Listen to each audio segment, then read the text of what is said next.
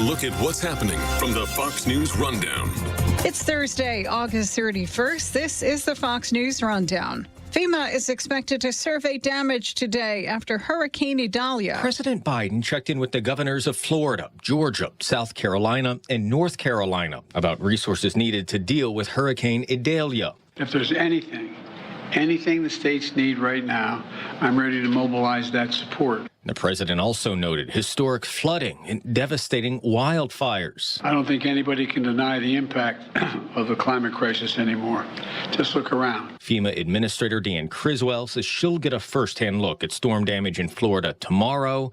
President Biden says he's not sure if his travel plans that include the G20 summit next week in India will change. At the White House, Jared Halpern, Fox News. The press office for Senate Minority Leader Mitch McConnell says he's going to be checked by a doctor after suffering another apparent health scare yesterday, freezing up in front of reporters. It happened in Covington, Kentucky, McConnell's home state. He was taking questions from reporters at a Northern Kentucky Chamber of Commerce event. What are my thoughts about what? Running for re-election in 2026. That's And then silence for several seconds. A woman standing nearby asked him if he heard the question, then announced, "We're going to need a minute." He did go on to answer more questions, but not about re-election. McConnell had a similar episode in late July when he froze at a news conference on Capitol Hill. He went back to his office and then returned to answer more questions. Jill Nato, Fox News. I'm Sue Guzman on the Fox News Rundown. This is the Fox News Rundown.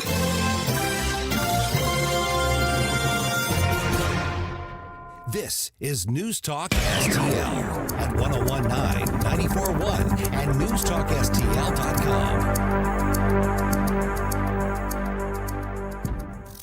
The Vic Porcelli Show. The Lieutenant Governor of the Commonwealth of Virginia, Winsome Sears, will be our guest Thursday at 9:41.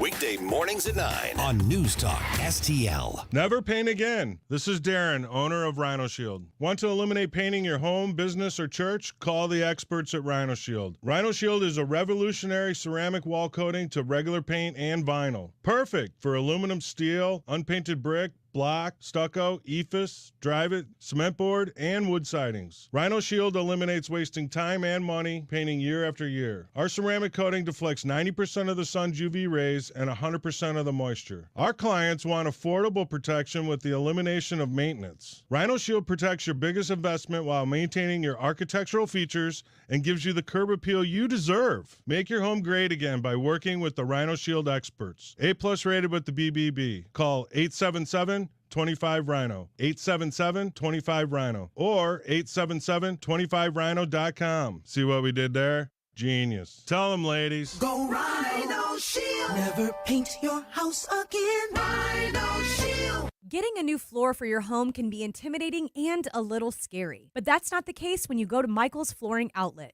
Katie here, and my mom and dad used Michael's, and they had a great experience. They've been a locally owned and operated family business for more than 30 years. You want variety? Michael's has carpet, hardwood, laminate, ceramic tile, luxury vinyl, natural stone, and many other options. Shop in-store at one of their 3 locations in Creve Coeur, Dardine Prairie, or St. Peters. Check out everything that Michael's has to offer at igotfloored.com. Tony Colombo here, reminding you to visit my friends at Bluff City Outdoors in Alton before your next trip into the great outdoors. For decades, Bluff City Outdoors has covered all the needs for area fishermen, and they'll always have all the best bait, tackle, and gear for your next trip on the water. And now they cover all your bow hunting needs, including their state-of-the-art indoor archery range and techno hunt system, open every day for you to come shoot, or you can join a league. Follow Bluff City Outdoors on Facebook and learn more at bluffcityoutdoors.com.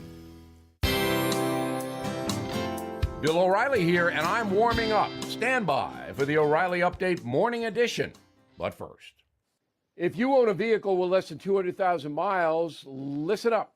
Car Shield is a low-cost monthly vehicle protection plan now available to you. This protection plan is at an all-time low price. Please call 800-925-7584 for a free quote.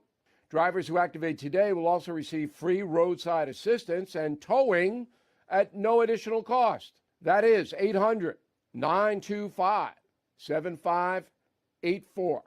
right now. On this Thursday, just about 8 years ago, Megyn Kelly launched a verbal rocket at Donald Trump during the first Republican campaign debate of the 2016 cycle. The subject was Mr. Trump's disparaging comments about selected women.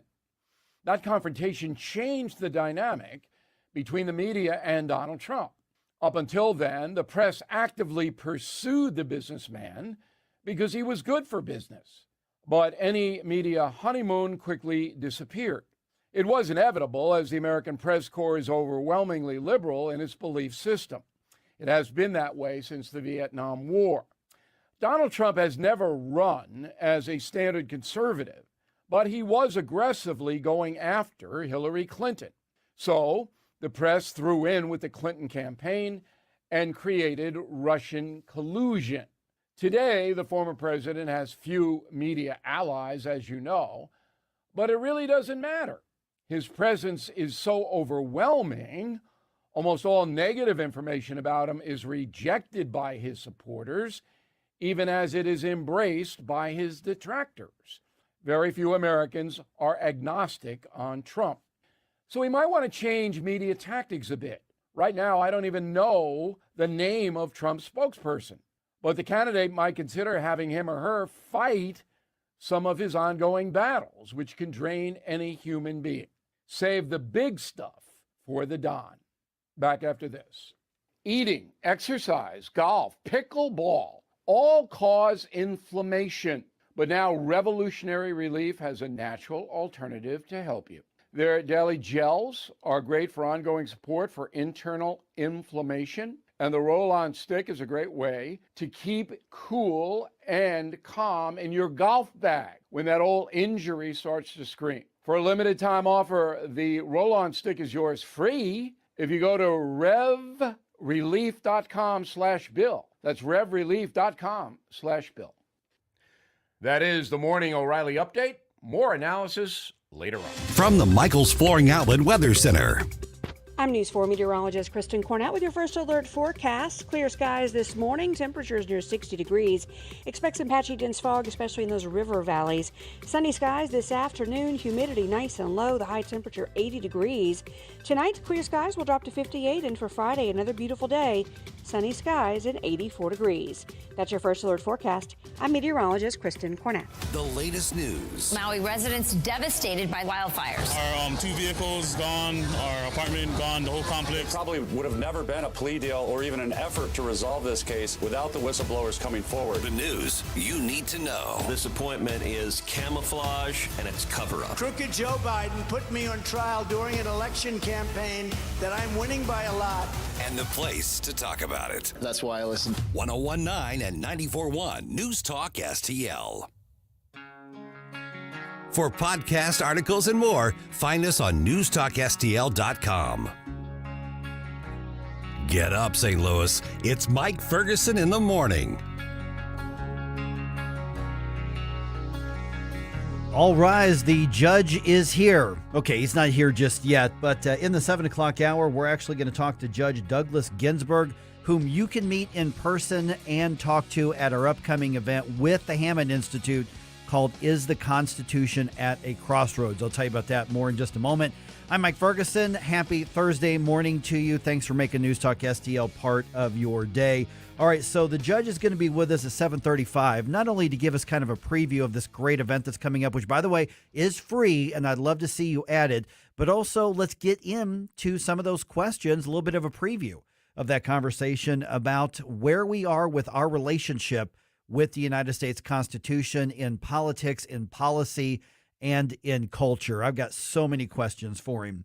All right, the student loan debate. Yeah, we thought that was over, right? Not so much.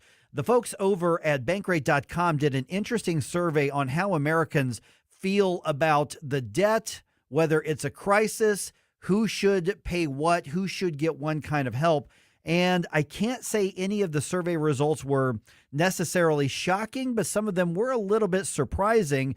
And it does affect where we go from here, because the debate over what to do about it, because, you know, take out a loan, pay back a loan just apparently isn't an answer for a lot of people. What we do about it still remains to be determined. Here's the conversation with Sarah Foster from Bankrate.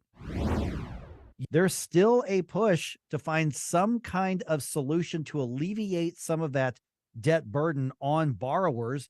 Should the government do that? There are people who say this is a crisis. So that's where we're going to start. I'm now joined by Sarah Foster from our friends at bankrate.com. And Sarah, let me start right there. Before we get into what are the options and what are the effects, you all conducted a survey, and there are a lot of people, and you can break down some of the age groups and things like that, but there are a lot of people who say this isn't just a matter of loans being outstanding. People are calling this an economic crisis. What is changing things from this is a policy or a personal finance matter to a crisis in some people's eyes? Yeah, well, it's great to be back. And I think it really does kind of relate to this complicated nature of how higher education fits in our lives, how we finance it, when we know that it is an important opportunity for so many to at least further their income opportunities. But kind of considering just how quickly college tuition and fees have risen, really debt is the only way that many Americans feel like they have to pay for it. And so we polled Americans nationwide kind of how they feel about student loan debt. And we asked borrowers who currently have debt, who paid off their debt already, and those who never borrowed at all. And unsurprisingly, we did see that those current borrowers, they're the ones who were kind of feeling that the government maybe should do more to help most. Nearly half of current borrowers said that the government hasn't done enough to financially assist student loan borrowers. They're also saying that student loan debt is a national crisis. And something, it really kind of stood out to me as maybe the biggest surprise of the survey is that 30% of Americans overall, so pretty close to 1 in 3, say that student loan borrowers should be fully responsible for paying back their debt. And I would have, just kind of given how politicized, complicated it is, and difficult it is to find solutions to help remedy this issue. I was surprised that that number wasn't higher. Yeah, that surprises me as well. I mean, you can count me in the Gen X category where I went through college. I've paid off my loans since then. Now my daughter has loans and I have some for her now that she's gone through college as well. But I'm surprised that only 1 in 3 would say you take out a loan, you pay it back. We've heard presidential candidates say that. We've obviously heard a lot of people in media say that. Honestly, I've said that. If you knew what you were signing up for when you took out the loan. So why does the question transcend just something as simple as you took out the loan, pay it back? Why is it bigger than that for so many people? Well, I think our survey might maybe have some indications about maybe why Americans feel that way, because regardless of whether Americans had debt or ever borrowed, they're all pretty much aligned on 2 stances. And those are, number one, that higher education costs have gotten out of hand. Over half, or 56% of Americans overall said that, college education is too expensive. And then on the flip side, kind of the second sentiment that they're all pretty much aligned on is that students aren't educated enough about the financial implications of taking on that debt. And I think it really kind of gets back to maybe why Americans, even current borrowers, they were half as likely to say that students should be fully responsible for their debt as Americans overall. I think a lot of, financial literacy, it's an issue that many of us in personal finance who really strive to empower Americans about how to take control of their wallets. We've been talking about this frequently, a conversation that really is lacking is conversations like how to balance a checkbook, how to maybe form a monthly budget. Many of those conversations aren't taking place as early as they should be, let alone conversations about how much is a good amount to take out for college. I think when you look at the flip side of that, we talk about people who are saying, even not so much as why aren't you paying back your loans as why should I be responsible for paying your loans? Just being a taxpayer, somebody who didn't go to college or who, like me, paid off my loans myself. And so does that enter into the economics conversation? It certainly enters into the political conversation when it comes to what's next. And I want to ask that question in just a couple of minutes here, Sarah, as to where does either the Biden administration or Congress go from here? Yeah, well, I do think that sentiment is kind of playing out here because when you look at kind of the differences in how Americans in this survey responded, those who've already paid off their student loan debt are most likely to say that the government has already done too much to financially assist borrowers. And so I think that really does show that, helping Americans maybe handle the burden of student loan debt, it's not as simple as helping current borrowers. In fact, you have to find ways to maybe help those individuals who've already paid off their debt, who are dealing with the financial ramifications of buying maybe a home later in life than they wanted to, or saving less for retirement than they wanted to when they were paying off their student loans. And so I think, this issue of maybe why Americans feel a little bit differently about their student loan debt than other kinds of credit card debt, mortgage related debt, is maybe just going back to the choice, I think, that a lot of younger borrowers, young Americans felt like they might not have had. Again, we were talking earlier about college education and how that really does further your income opportunities, your career potential. It even helps you remain more likely to be employed during recessions.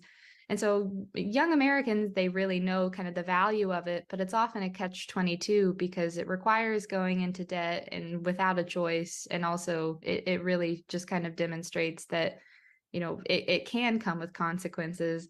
And so I think for those reasons, that might be why these younger borrowers are really feeling like, or these borrowers in general with student loan debt currently are feeling like, maybe there is more help that the government can be doing. But it isn't an easy solution. It's hard to find policies that kind of are specifically tailored because, as we maybe can talk about too, helping student loan borrowers maybe canceling their debt doesn't really do anything about the massive run up in higher education costs. Yeah, absolutely. We're visiting with Sarah Foster from bankrate.com. And that's really kind of where I did want to go with this. Now, the Supreme Court simply did not rule that canceling student loan debt was legal or illegal or good or bad policy or good or bad economics.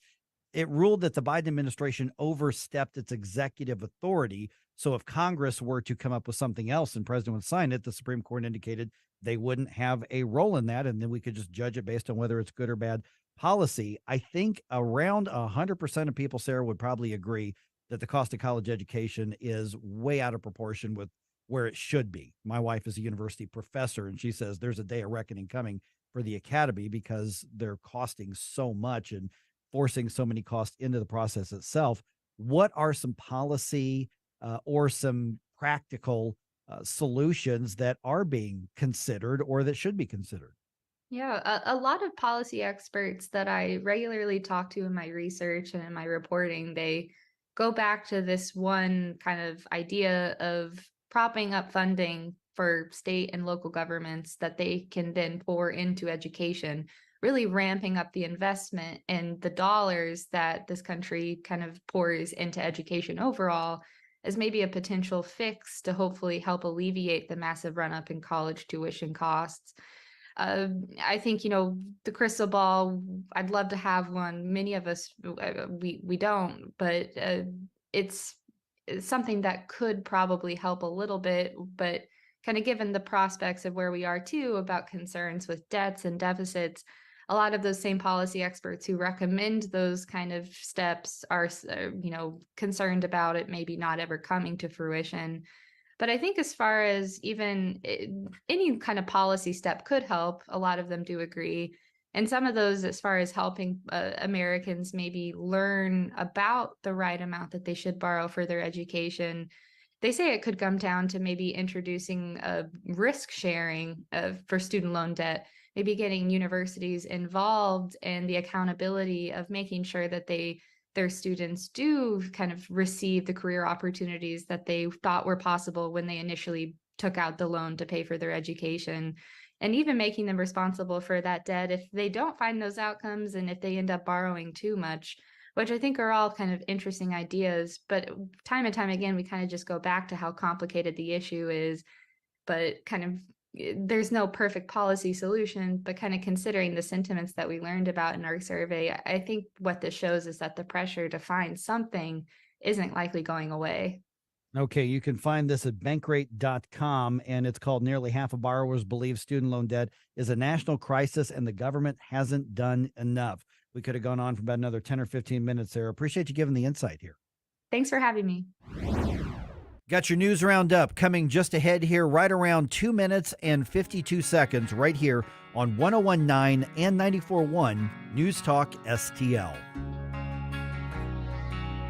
Like us on Facebook at News Talk STL.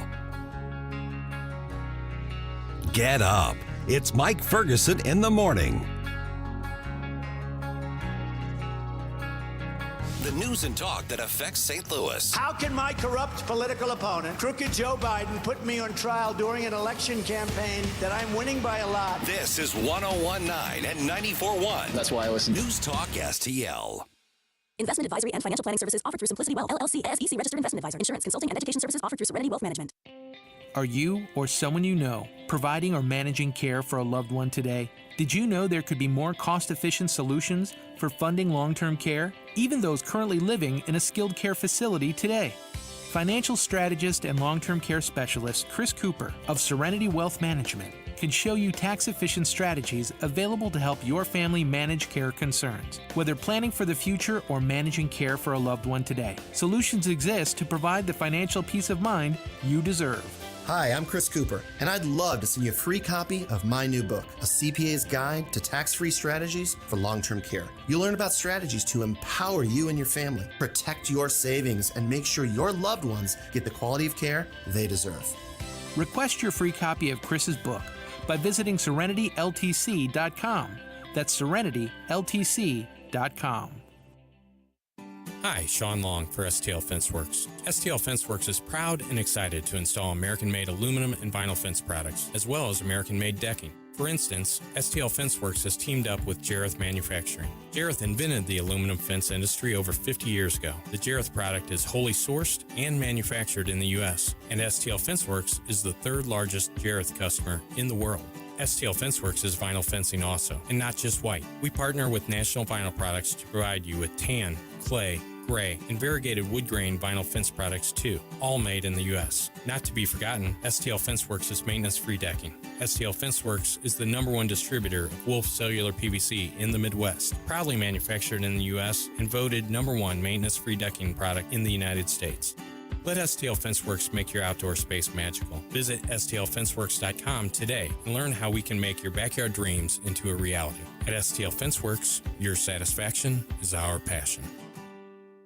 This news update brought to you by Anton's Plumbing and HVAC. Call Anton's at 314-338-3941 or visit them at antonshvac.com.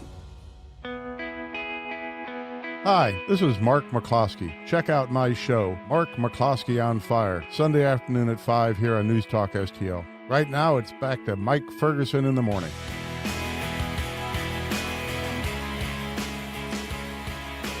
Well, it looks like Hunter may have had a sweet ride to some of his business meetings back in the day. Are we talking transportation? Oh, yeah, we are. Okay. He had a sweet ride. All right. At least that's the report. We're still trying to find out for sure. Also, is the Biden administration really coming after your ceiling fan? I mean, really? All right, let's get the facts and we'll separate them from the myths here in just a little bit. And the local media has a field day because a Republican wants to lead part of the pro-abortion push in Missouri. Interesting. Yeah, yep. All right, it is 5:50 right now. I'm Mike Ferguson. Got Stel Ponticus here. Quick update to a story that goes back to July. Remember that story where 2 North County police officers were accused of basically taking a suspect into custody, essentially kidnapping him, taking him to a Kinlock field, beating him up, and then leaving him on the grass. You remember that story, Oh, right? yeah. Okay. Well, here's the update. Both of those officers are now out of jail on bond. Okay. Yeah. Now, the first one, Michael Hill, former Northwoods police officer, he posted bond earlier this month, so we already knew that he was out. But on Wednesday, Samuel Davis also posted bond. He's the former officer accused of actually administering the beating on this. Now, they still have court dates to come up, so they haven't been convicted, but that's the accusation. Now, Michael Hill was the supervisor at the time, and both of them are, among other things, accused of turning their body cameras off to sort of hide the evidence of what they did. The incident started with a call to a Northwoods Walgreens, which is where they came into contact with this particular suspect. And the accusation is that they took him a couple jurisdictions away, roughed him up, and told him not to come back to their town. What a bizarre crime. It's really weird. If that's really what happened, that is really, really brutal. Okay, let's see here. House Oversight Committee requesting documents from the National Archives regarding Hunter Biden's use of Air Force Two. Yeah. Now, they're requesting those details from the time period when Joe Biden was vice president. The request comes following a report that the son of the president had used Air Force Two to partake in his international business dealings. Yeah, James Comer, who's the chairman of that committee, was on Hannity last night on Fox, and he says this backs up their evidence about these business dealings and the role that they say the former vice president, now the president, may have played in them. Joe Biden was front and center. He met with every one of these people that he claimed he never met with and never spoke to. And we're putting together the timeline where Hunter Biden was traveling to many of these countries on Air Force Two while Joe Biden was vice president. And the White House still says, nope, didn't do anything wrong, neither one of them. Oh, sure. Jeez. Okay. I tell you, if they can prove this accusation, holy cow, that is huge. I mean, you're rolling into a business dealing anywhere in the world on Air Force Two. If that really happened, that's massive. I mean, massive. So we'll see whether or not they get the documents, get the confirmation. Because all they really have to do is look at the flight manifest. I was going to say, where are the flight logs? Yeah, look at the flight manifest and then compare that with the dates of the meetings. Oh, you got there by flying on Air Force Two, and you didn't reimburse anything, but even if you didn't matter. You're on Air Force Two.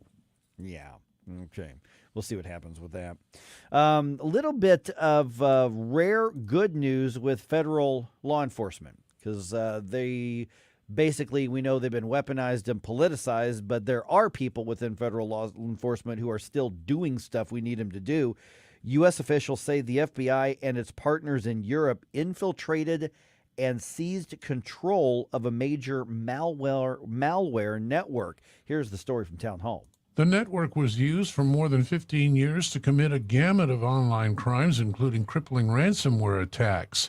It then remotely removed its malicious software agent known as Quackbot from thousands of infected computers. U.S. Attorney Martin Estrada said the criminal network had facilitated about 40 ransomware attacks in the Los Angeles area alone over 18 months. That was Jeremy House from townhall.com. That's why our friends at ThrottleNet are so important. Yes, because what it looks like is that they somehow infiltrated the black hat hackers and took them down, but they're one of thousands of organizations out there with groups like ThrottleNet, like you brought them up. They're the ones that put the defense around your business or church or your whatever it is that you do. But if they took one of these down, that's great news. I pretty much guarantee you it's kind of like Hydra. You know, one gets shot down, two take their place, or one gets cut down, two take their place, or whatever the line was from the Captain America movie. That's right. So our former employer went through 2 ransomware attacks. Right. And they were crippling. It was pain in the butt. It sure was. Boy, I remember that. Boy, that was awful. And the first time you get mad at the black hat guys, you get mad at the hackers, and you do that. Second time, it's like, hey, come on, you didn't call ThrottleNet. Oh man, that just sucks. Well, and then Colonial Pipeline. That's right. Got hit with ransomware, 2 years ago, something like that. Literally shut down oil and gas to the eastern seaboard, to much of the eastern seaboard. So this is a real thing. So glad that they got some of the bad guys right there, and apparently they infiltrated in and took them down, man. Okay, St. Louis City Charter Commission held its first meeting on Wednesday. The 9-person commission is charged with drafting proposals to update the city's charter, basically the city constitution, and have voters decide on what they recommend. So here's what's going to happen. They are going to meet the last Wednesday of each month, right around 4:30 in the afternoon. And those meetings are open to the public. There will be a couple public comment sessions. The city charter is over 100 years old. Voters approved this process. So basically, this charter commission could come up with anything they want, and voters can say yes or no. It'll be fascinating to see what they come up with in such a deep blue city like St. Louis. Hopefully, it's a step forward, not a step backward. Let's hope. But the fact that they're updating it is really not a bad thing. As I saw in one of the stories, they literally have things in the charter on how to deal with like steamship traffic and stuff that just doesn't happen anymore. So they do need to update it. But when you look at how absolutely ridiculously left-wing the entire city government is, who knows what it's going to say on that thing. How to take care of your horses. Right, yes, exactly. You can only tie them to the post for so long. Yeah. Okay, Cardinals get a series win. I don't get to say that very often. Nice. Yeah, Jordan Walker hit a home run in the fourth inning. Tommy Edman, who was the hero of the previous game, was the hero of yesterday's game. He gets another walk-off with a ninth inning, 2-run home run. Final score was 5-4. Redbirds have a rare, just plain old day off at home today. Then tomorrow they start a home series against the Pittsburgh Pirates as we kind of just get in that last push of the season. But I love the fact that there's still some fight in the Cardinals right now. Indeed. Yeah. And Tommy Edman playing baseball like he knows what he's doing right now. Man, that was impressive. Good to have a hot bat in the lineup. Yeah. News Talk STL is proud to have Doug Voss as part of our lineup every week. Doug has been a staple on St. Louis radio for many years as one of the leading financial experts in the area. You can hear Doug and Safe Money Radio 3 times every weekend on News Talk STL. And in case you miss anything, you can check it all out at DougVossSafeMoneyRadio.com. What else do our listeners need to know, Doug? Simply put, I focus on helping pre-retirees and retirees build, preserve, and protect retirement assets, and I've been helping my clients solve their insurance and financial needs for the past 33 years. I also strive to educate my clients on how to prepare for retirement, minimize the impact of market volatility on their assets, and deal with the challenges of increased longevity. Call me today at 844-676-SAFE. That's 844-676-7233. Doug Voss is a registered representative. Securities offered through DHL Securities, LLLP, member FINRA and SIPC.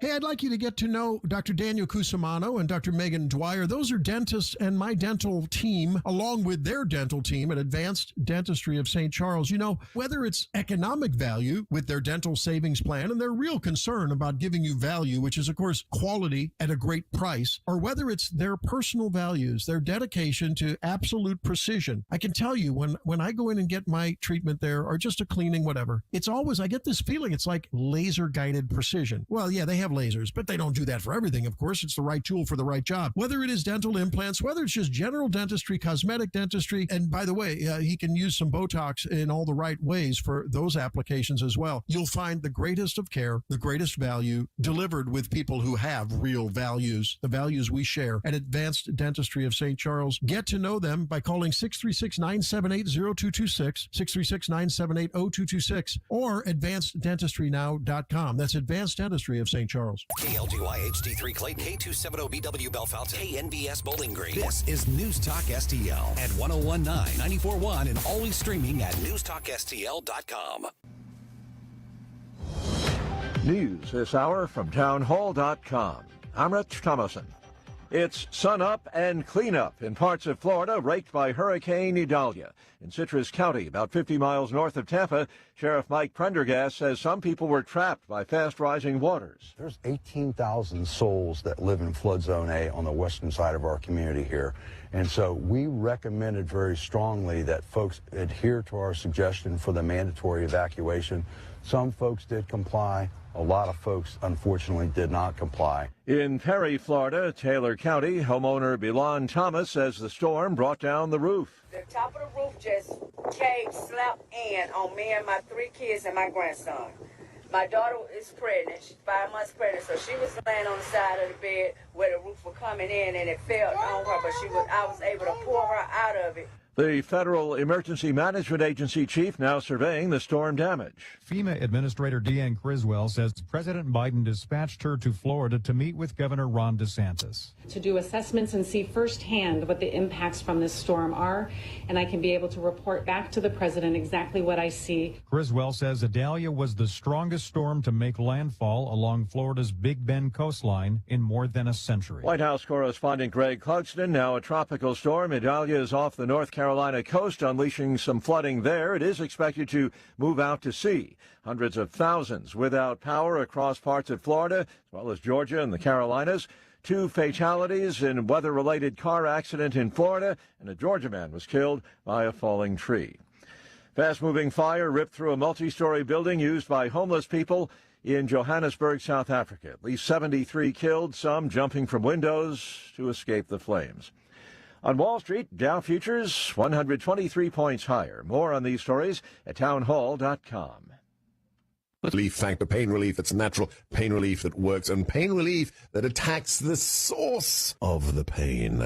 That's the experience of tens of thousands of Americans who are taking Relief Factor right now. See their incredible video endorsements at relieffactor.com and then order your 3-week quick starter pack for just $19.95. That's less than $1 a day. Find out if it can work for you like it works for me by ordering your 3-week quick starter pack today. relieffactor.com, relieffactor.com. Be the next success story.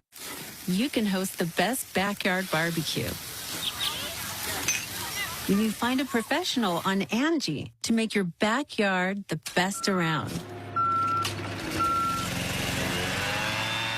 Connect with skilled professionals to get all your home projects done well. Inside to outside, repairs to renovations.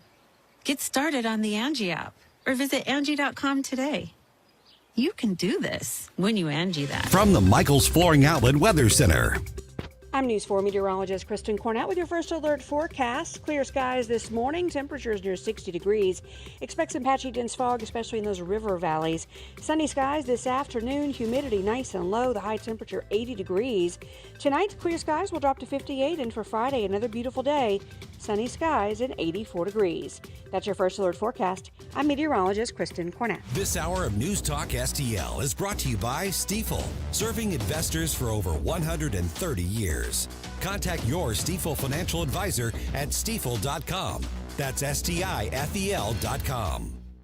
Mark McCloskey here, and my friend Mike Lindell and his team at MyPillow are having a big sale to celebrate their 20th anniversary and the sale of over 80 million pillows. Mike and his team want to thank everyone by giving you the lowest price in their history. The MyPillow queen-size pillows that are regularly $69.98 are now just $19.98, and for just $10 more, you get a king size. MyPillow's patented fill adjusts to your exact individual needs to help you get the best sleep ever. Patty and I have slept on MyPillows for a long time, and we just got our new 2.0 pillows and a set of Giza Dream Sheets, and we love them. Go to MyPillow.com to get queen-size MyPillows for only $19.98 or call 800-645-1392 and use the promo code ONFIRE. In addition to this special anniversary offer on the MyPillows, you will also receive deep discounts on all MyPillow products. Go to MyPillow.com or call 800-645-1392 and use the promo code ONFIRE to unlock these savings.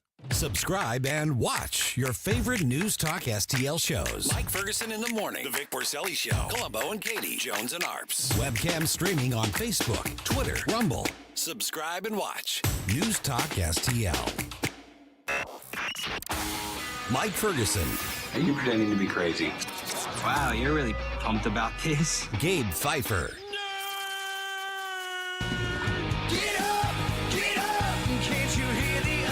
Get up, St. Louis. The best answer to the toxicity of the left is the truth.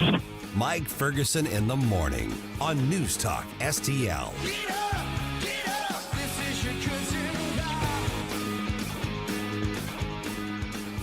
Okay, there's a reason I'm using this term here when I ask you guys this question. Should the definition of what it means to be pro-life be elastic? That's a weird question. Depends on the elasticity. Yeah, just how that you're talking about. Yeah. How wide of a tent are we talking? Yeah, well, that's what I'm about to tell you here. All right. Because I thought originally, I said, man, local media is really having a heyday with this Republican wanting to lead the pro-abortion charge. But it's not just local. She's made news nationally as well. I'll tell you about that here in just a second. Don't forget, News Talk STLs, I haven't talked about this in a while, the streaming app, audio. I had one of my baseball buddies last night, played a game out in O'Fallon, Illinois, and he said, man, Mike, I was driving, he was kind of on the outskirts of the metro area. He goes, I hit this area where I was right between 101.9 and 94.1. I was kind of losing the station there for just a minute. He said, then I remembered I had the app, clicked it on my phone, came through my Bluetooth, just as good as anything else. Bingo. Yep. So check out that app. It is completely free. And when I downloaded it, it took me less than 15 seconds. It does not take a huge amount of memory on your phone. And like I said, completely free, and you can take us wherever you want to go. Absolutely. That's the way to do it. Yep. So I thought that was kind of a cool story when he just kind of brought that up. He goes, oh, yeah, by the way. And I went, oh, yeah, I need to remind people about that app. That thing's good. As someone who uses it every day, because I'm also in that gap between the two signals, it's awesome. Yeah. And actually, I don't think he lives that far from you. Okay. Yeah.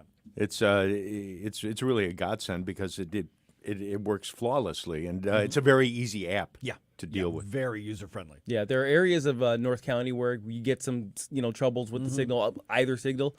Absolutely. Yep. The app is the way to go. That's the way to do it. Okay, local media and some national media, to be real honest, they love it when Republicans do sort of leftist things. Yes. Well, yeah. Right. Particularly the unsuccessful leftist things. Right. Well, and here's the thing is that the person that made the news is somebody I've met before. You've met her too, right here in St. Louis. She's making headlines for filing proposals to try to get some constitutional amendments on the ballot to overturn the state's pro-life laws. Okay? Wow. So her name is Jamie Corley, and I know that she has done some work with the St. Louis GOP, but I have not seen her at the last couple meetings that I've been at, so I don't know if she's still active with them or not. I have no idea. She used to work in Washington, D.C. She used to live in San Francisco. I've met her. She seems nice. But she filed the first steps of the amendment process in Jefferson City this week, and media just cannot get enough of reporting that a Republican is arguing against pro-life anything. So the headline to the story is, and basically somebody writes a story and then every other media outlet picks it up. And the headline is, Missouri Republican seeks exceptions to near total abortion ban, including for rape and incest cases. Right. That's the headline. Right. Okay. So on Wednesday, the proposed constitutional amendments were filed. And let me read the article here. It says, suburban St. Louis resident Jamie Corley proposed the constitutional amendments to allow those exceptions up until viability, which typically is around 24 weeks. The exception for rape would only apply if the assault is reported to a crisis hotline. Another proposal Corley filed would allow abortions for any reason up to 12 weeks into pregnancy. Wow. So 3 months. Yeah. So the entire first trimester. Yeah, that's no. Yeah. So she's quoted because she's got some quotes in here. It says the current pro-life laws, we have some of the strongest pro-life laws in America. Jamie is quoted as saying that is completely out of line with voters. The only exception right now is for medical emergencies to save the life or the health of the mother is allowed in Missouri. And she's quoted as saying, people are appalled that the current law doesn't have exceptions and doesn't protect women and health care providers from prosecution. That's a quote from Jamie. And then she's quoted, let me just read this paragraph of the story. She says, Corley said she wanted an alternative that is actually passable in Missouri where there is, and they're quoting her, elasticity with what it means to be pro-life.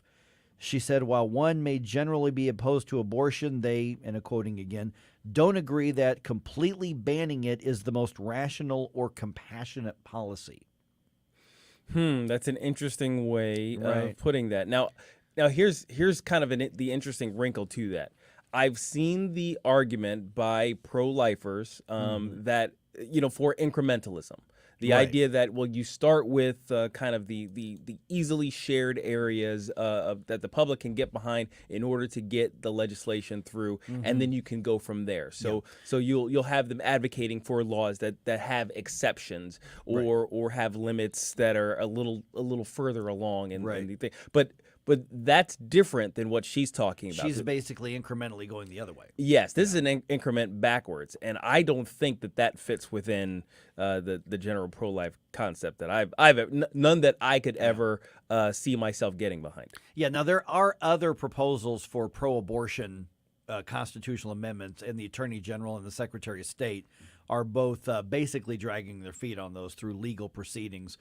So at this point, I don't know how many of these petitions are going to be out there, but the fact that this one was filed by a self-described Republican is what's got kind of the media in a tizzy. Yeah, that's rough.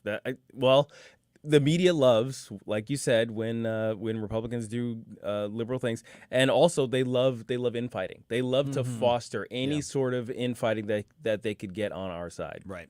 Yeah. I mean, when we've got strong pro-life laws like Missouri does, and in Illinois, of course, per the Dobbs decision and, frankly, the 10th Amendment, Illinois has basically the most pro-butchery laws that you could possibly have.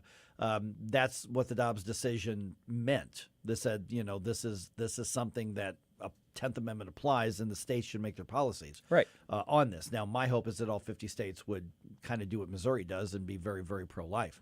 But the idea that, and here's where I'm going to disagree, and I mean, I've talked to her a few times, and she seems very nice, very smart, and I don't like this idea that says, well, if you want to win, we have to be more like Democrats. If you want to win, then conservatives should just do more liberal stuff. Right. The idea that it's not compassionate to have pro-life laws, I just simply disagree with, because what's not compassionate is tearing a human being apart and killing it.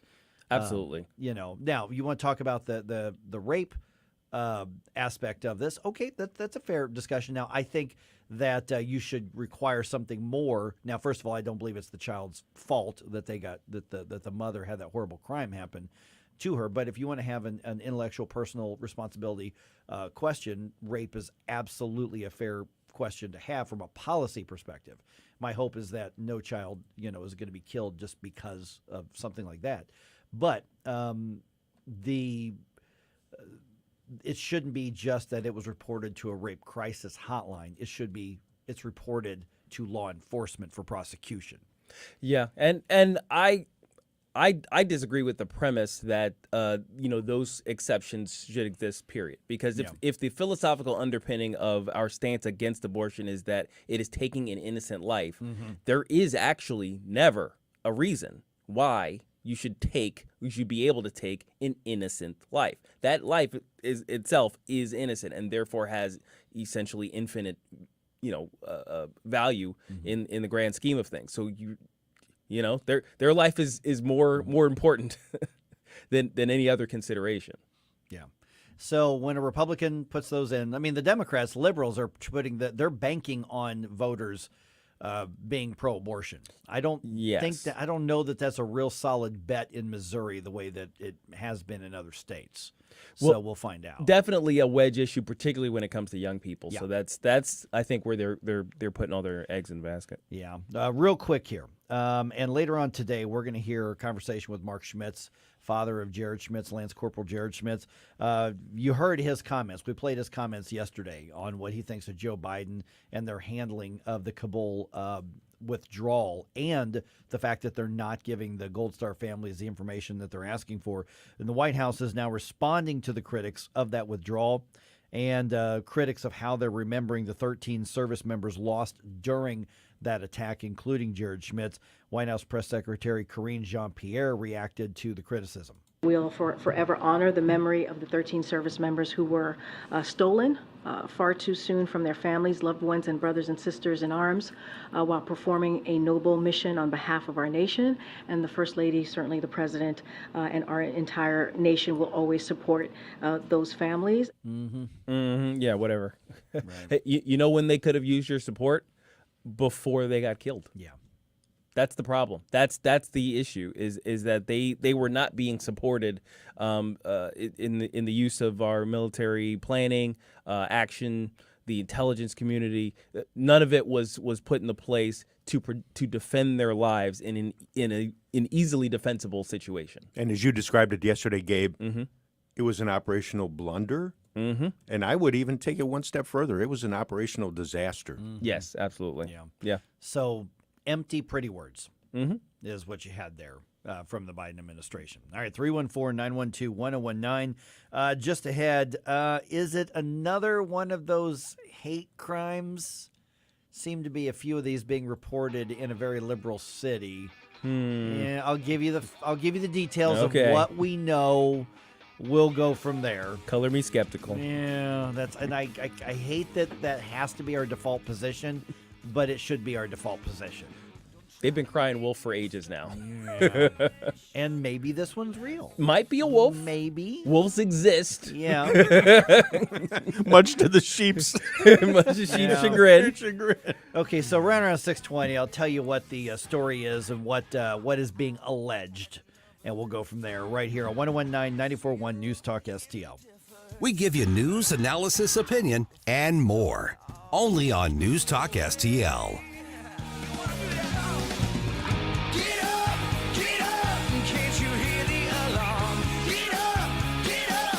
Get up, St. Louis. It's Mike Ferguson in the morning.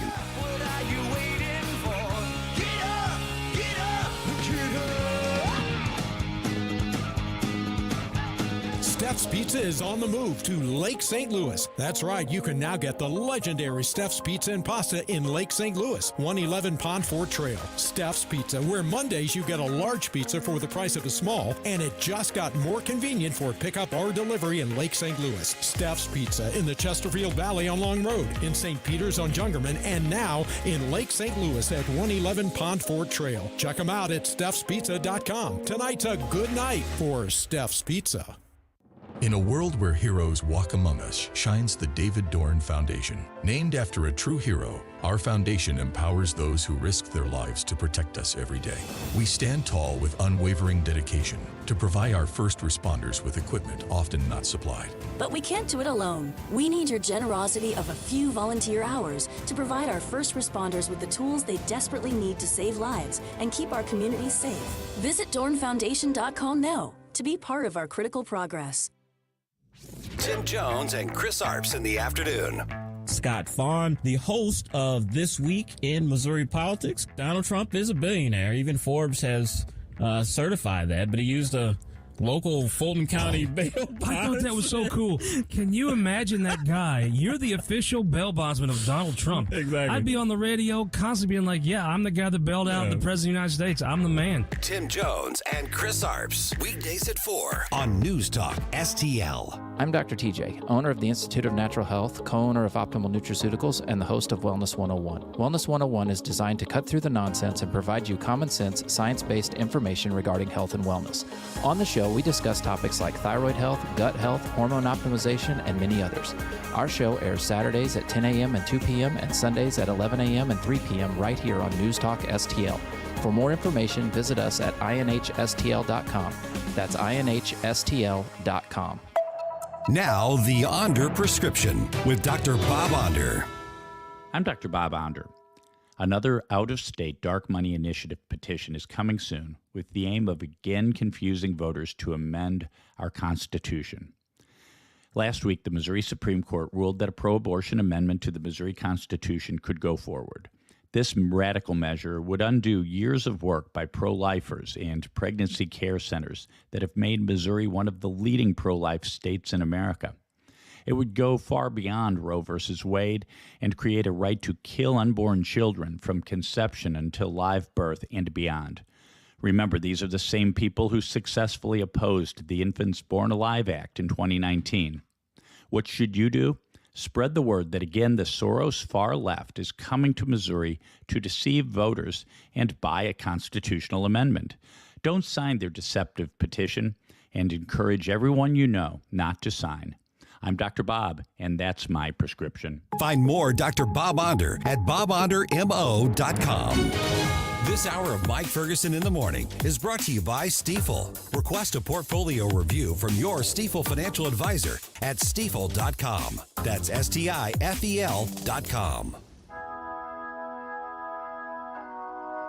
Bill O'Reilly here. Check out the O'Reilly Update this afternoon at 3:45.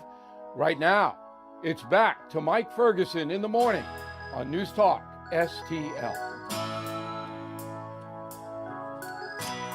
Okay, is it another hate crime or something else? I hate the fact that I react to these stories like this, but I do it because of experience. Yeah. Okay. All right, still ahead here. Is the Biden administration really coming for your ceiling fan now? I mean, that wouldn't make any sense.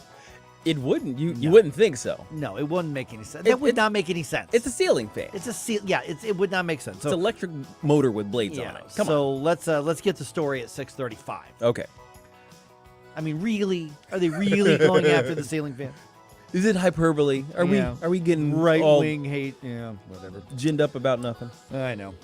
Okay, so a leftist church in leftist Webster Groves, a lot of leftist stuff in Webster Groves, says it's a victim of a hate crime. Okay. Now, there was another one of these recently at Webster Groves, if I remember right. Yeah. And so what's being alleged here?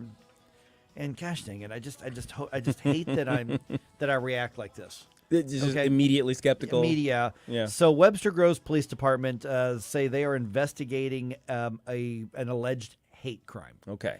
Now this is before you get into the entire idea of hate crime is either you criminalize actions, you prosecute actions. Right. Prosecuting thought is a dangerous path to go down. Right. Even if it's really disgusting, horrible, crappy thought. You prosecute actions, not thought. Yeah. But whatever. That's what's in place here.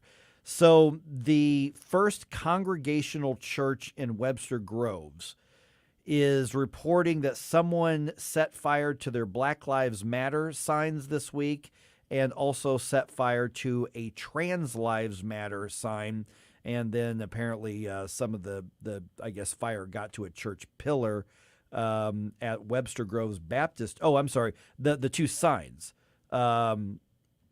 Let me see here. Yeah, First Congregational Church. Yeah, Black Lives Matter signs. And then the Webster Groves Baptist Church says that their Black Lives Matter signs and Trans Lives Matter signs and a church pillar were also burned. So two churches are saying that they had their Black Lives Matter and Trans Lives Matter signs. Okay, so Right. a string, we'll say, Right. Yeah, of quote unquote hate crimes. Yeah. Committed against these signs. Right. Yeah. On these church properties. Right. So because they burned, the signs. Yeah. Okay. First of all, and I'm not even going to get into the fact that if this was what your church does, then especially the Trans Lives Matter, then they're not really a Christian church. No. But that's a theological thing that we'll get into. We don't have to get into, but I'm just saying. We could comment if we need It to. doesn't matter. You've got the right to, it doesn't matter what your faith is. Mhm. You've got a right to display whatever it is you want. Sure. On there. So if this is true, if somebody, some angry conservative or whatever, wandered into Webster Groves, right, decided to go to Webster Grove and go onto church property with a lighter and set Black Lives Matter and Trans Lives Matter signs on fire. Okay, that's vandalism. That's a crime. We condemn that. Don't do get those them. things. Yeah, go get them, charge them, or arrest them. Sure. Prosecute them. Here's the thing: have you noticed that we tend to not find the suspects when liberal organizations like these churches report these crimes because they will go to the media, but we just never seem to find them. Yeah, in spite of the presence of security cameras, despite any sort of evidence that they might have as to who might have done these things. They either the person disappears, or when they pick up the person and they don't quite fit this what they were expecting, the story disappears. And we've seen over the years, I remember when there was a big to-do on the University of Missouri campus where somebody smeared a swastika into some bricks with subject matter I'm not going to describe here. And, of course, there were protests and people were angry. Well, it turns out that it was somebody who didn't fit the profile. Right. And it turns out it was another hoax. Yep. And there are a lot of these hoaxes out there. Yeah. Yeah. I don't know if this one's a hoax or not, but we're justified in saying, let's get the rest of the story before we say there's some white conservative running around setting fire to signs and attacking churches. Yeah. Yeah. Now, there are even happenstance ones that were basically situations that people were taking advantage of to make a big deal. Like, I think it was out in Colombia also, where there was a bag of poop or something like that found on a doorstep of a building, and they were like, "Oh, it's a hate crime because we're a mostly black organization" or something like that. I can't remember. And it turns out it was a blind person who had picked up after their seeing eye dog, and they're what they're supposed to do is basically take it someplace where somebody who can see can get it to a trash bin. And then of course there's nooses in garages, which are actually just pull chains. Thing. Yeah, that's right. It's those type of situations. Now, granted, this sounds like it's more deliberate because we're talking about fire. Those things tend not to just happen, especially around signs that are just sitting out in the yard someplace. And two in one area, that does seem like it's a person's actions. Right. But gosh dang it, yeah, you're exactly right, Mike. As often as we've seen them either disappear because the subject doesn't fit the profile, or we never find out who did it. Right. In which case, I suspect somebody who's actually belongs to that organization did it for attention. I remember there was a break-in at a church that my dad pastored when I was a kid, Fellowship Baptist Church in Decatur, Illinois. And, we showed up on Sunday, and there was like satanic stuff written. Oh, and wow. some, things that were broken. And so, we turned in and, called the cops, and they came out and investigated. It turns out it was a couple kids in the youth group who were just angry at their parents and stuff like that, and so little bit of internal rebellion kind of thing going on. Yeah, which because I remember being a little kid and I'm like, this is like, not traumatizing, but it's like I can't believe this happened, and I was really upset. And I noticed that my dad and some others were like, we need to do due diligence. We'll report the break-in because there was some damage when they broke in and stuff. But then we find out later it was like a couple of teenage, kids. Yeah. And I don't remember if they prosecuted them or not. I doubt it. But, because the damage was little.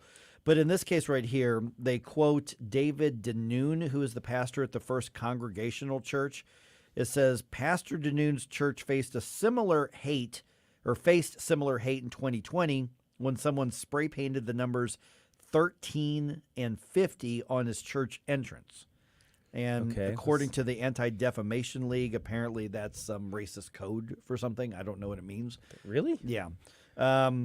And Denoon wasn't said, it like a year where the Black Plague was going through Europe? It was like that's the only thing. Well, the only connection. Two different numbers. 13 and 50. And 50. Okay. I don't know what that means. All right. Denoon says the hate hasn't stopped. He's installed face recognition cameras to the church's front door to monitor any additional hate crimes. And then he's quoted as saying, whether it's somebody burning yard signs on doorsteps and yards, or it's been trolls sending us letters and calling us on the phone, he says that they still get hateful letters. First of all, I don't think anybody gets letters anymore. And hateful phone calls on a regular basis. I doubt that. Yeah. I just pardon me for doubting the word of the good pastor. I doubt people are going out of their way in 2023 to yell at the church for having the rainbow flags or the BLM flags. I just doubt it. I think a lot of people drive by and roll their eyes, but I really doubt that people are going out of their way. So my guess is you've got a leftist here who really needs to be a victim. I mean, I don't know. Maybe there are a bunch of trolls out there doing that, but I really, really, really doubt it. Well, here's the thing. The philosophy on the left is necessarily and obviously so self-victimizing. Yeah. Because victim status gains you clout in their circles. It gains you power. You get to command things if you are a victim. Yeah. So it also gets you attention. So if you're basically a child, in your mentality, and you just want some attention, that's an easy way to get some. It's like, oh my gosh, look what happened to me. Wasn't there just a story of a lady who faked a kidnapping story? Right? You know what I mean? It's like it always seems to be lefty type of people who do these things. And again, let's leave the possibility that there's really, probably some red hat wearing, Republican running around setting fire to churches' Black Lives Matter signs. Not anybody else's, but those. It's possible. It is physically possible for that to happen. But when you say the story, I just keep imagining him saying something like, "This is MAGA country." Right. So yeah, that's where the skepticism is well earned. I'm it's just kind of earned, going, Mike. because and again, I was skeptical of the one on SLU's campus last year, and that turned out to be real.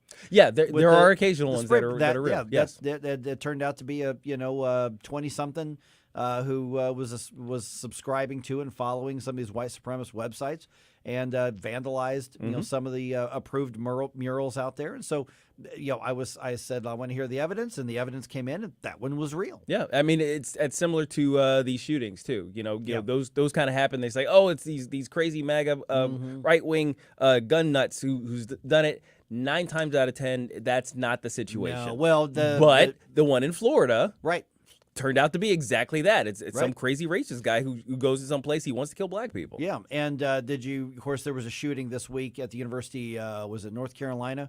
I believe it was. That story went away really fast. Yeah, because a picture of the suspect came out. And and it was not a white guy. Yeah. It was not a conservative guy. It was not an NRA guy. It was an Asian student who had some conflict with his professor. Right. And the story went away. So if the narrative doesn't fit, the stories go away. And in this case right here, of course, you've got the same church that says, oh, yeah, boy, this happened a few years ago. Look at us being victims. I don't know. Maybe they are, but I just can't imagine that there is really anybody driving around Webster Grove saying, I got to find me a church with some signs to burn down. That's my point. It's like it does sound very much like the MAGA country story out of Chicago, right? Yeah, it kind of does. Good old Lower Wacker Drive. Yeah, Chicago. exactly. The home of the MAGA people. Home of the MAGA folks. Well, especially at midnight in the middle of winter. Yeah, exactly. Jeez. All right, just ahead here. Okay, Republicans and conservatives are saying Joe Biden's now coming after your ceiling fan. Is he really coming after your ceiling fan? Yeah, he actually is. We've got the one of the industry experts on with us here at 6:35. Let's get the facts of the situation and why in the world are they going this direction. We'll talk about that right around 6:35 here on 101.9 94.1 News Talk STL, because your ceiling fan's fate is at stake, people.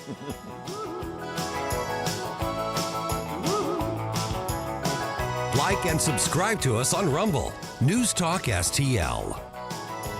Here comes Johnny singing oldies goldies. He babaloo baby what I say. Here comes Johnny singing I got a woman down in the tunnel trying to make it pay. He got the action, he got Get up, St. Louis. It's Mike Ferguson in the morning. dedication, devotion, turning all the nighttime into the day. Do the song about a sweet loving woman. They do the song about the night. When you do the walk of life. Yeah, you do the walk of life. From the Michaels Flooring Outlet Weather Center. I'm News 4 meteorologist Kristen Cornett with your first alert forecast. Clear skies this morning, temperatures near 60 degrees. Expect some patchy dense fog, especially in those river valleys. Sunny skies this afternoon, humidity nice and low, the high temperature 80 degrees. Tonight, clear skies will drop to 58, and for Friday, another beautiful day. Sunny skies and 84 degrees. That's your first alert forecast. I'm meteorologist Kristen Cornett. News Talk STL. Always streaming on your smart speaker, our mobile app, or newstalkstl.com. We all know the healthcare system's broken. It's not about you. It's about the code, the bill, the 7-minute appointment. Hi, it's Dr. Randy Tobler, and I've developed a better way that restores old-fashioned values with a holistic approach to your healthcare.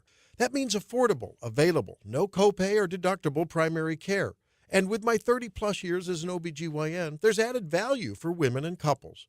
Whether it's a new or nagging problem, you need a second look at a troubling diagnosis, or simply want a trusting, relationship-based healthcare experience, give us a look at Body of Health Direct Primary Care.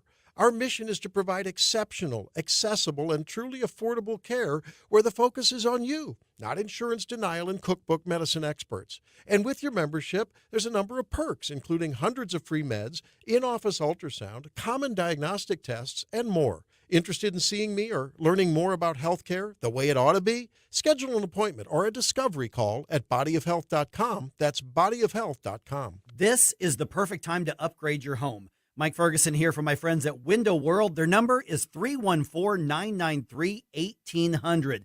Improve your home with Window World's double-strength glass windows. Those come with a lifetime warranty that covers all parts, glass breakage, and labor. 314-993-1800. Get a free in-home estimate. Window World is the preferred window of the St. Louis Blues. 314-993-1800 or windowworld.com. I'm the AI announcer for this commercial for the Right Mind Show with Todd Showalter. Todd is perfect and can do no wrong. Hey, it's your buddy Todd Showalter from the Right Mind Show. This week, we're going to be talking about AI and how it may affect the propaganda that you're getting on search engines like Google on the next Right Mind Show at 5 o'clock on Saturday, along with my buddy Joey V, right here on News Talk STL. Wow, low blow Todd, low blow.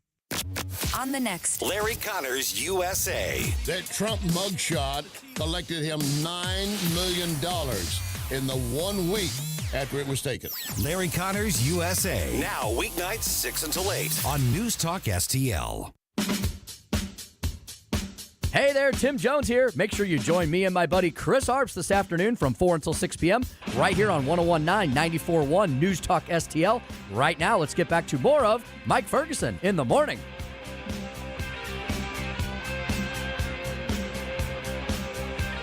Okay, are they really coming for your ceiling fan now? I mean, really? Are they coming for your ceiling fan? It sounds a bit hyperbolic. I mean, that sounds like something that conservative talk radio would throw out there and accuse the Biden administration of. Right.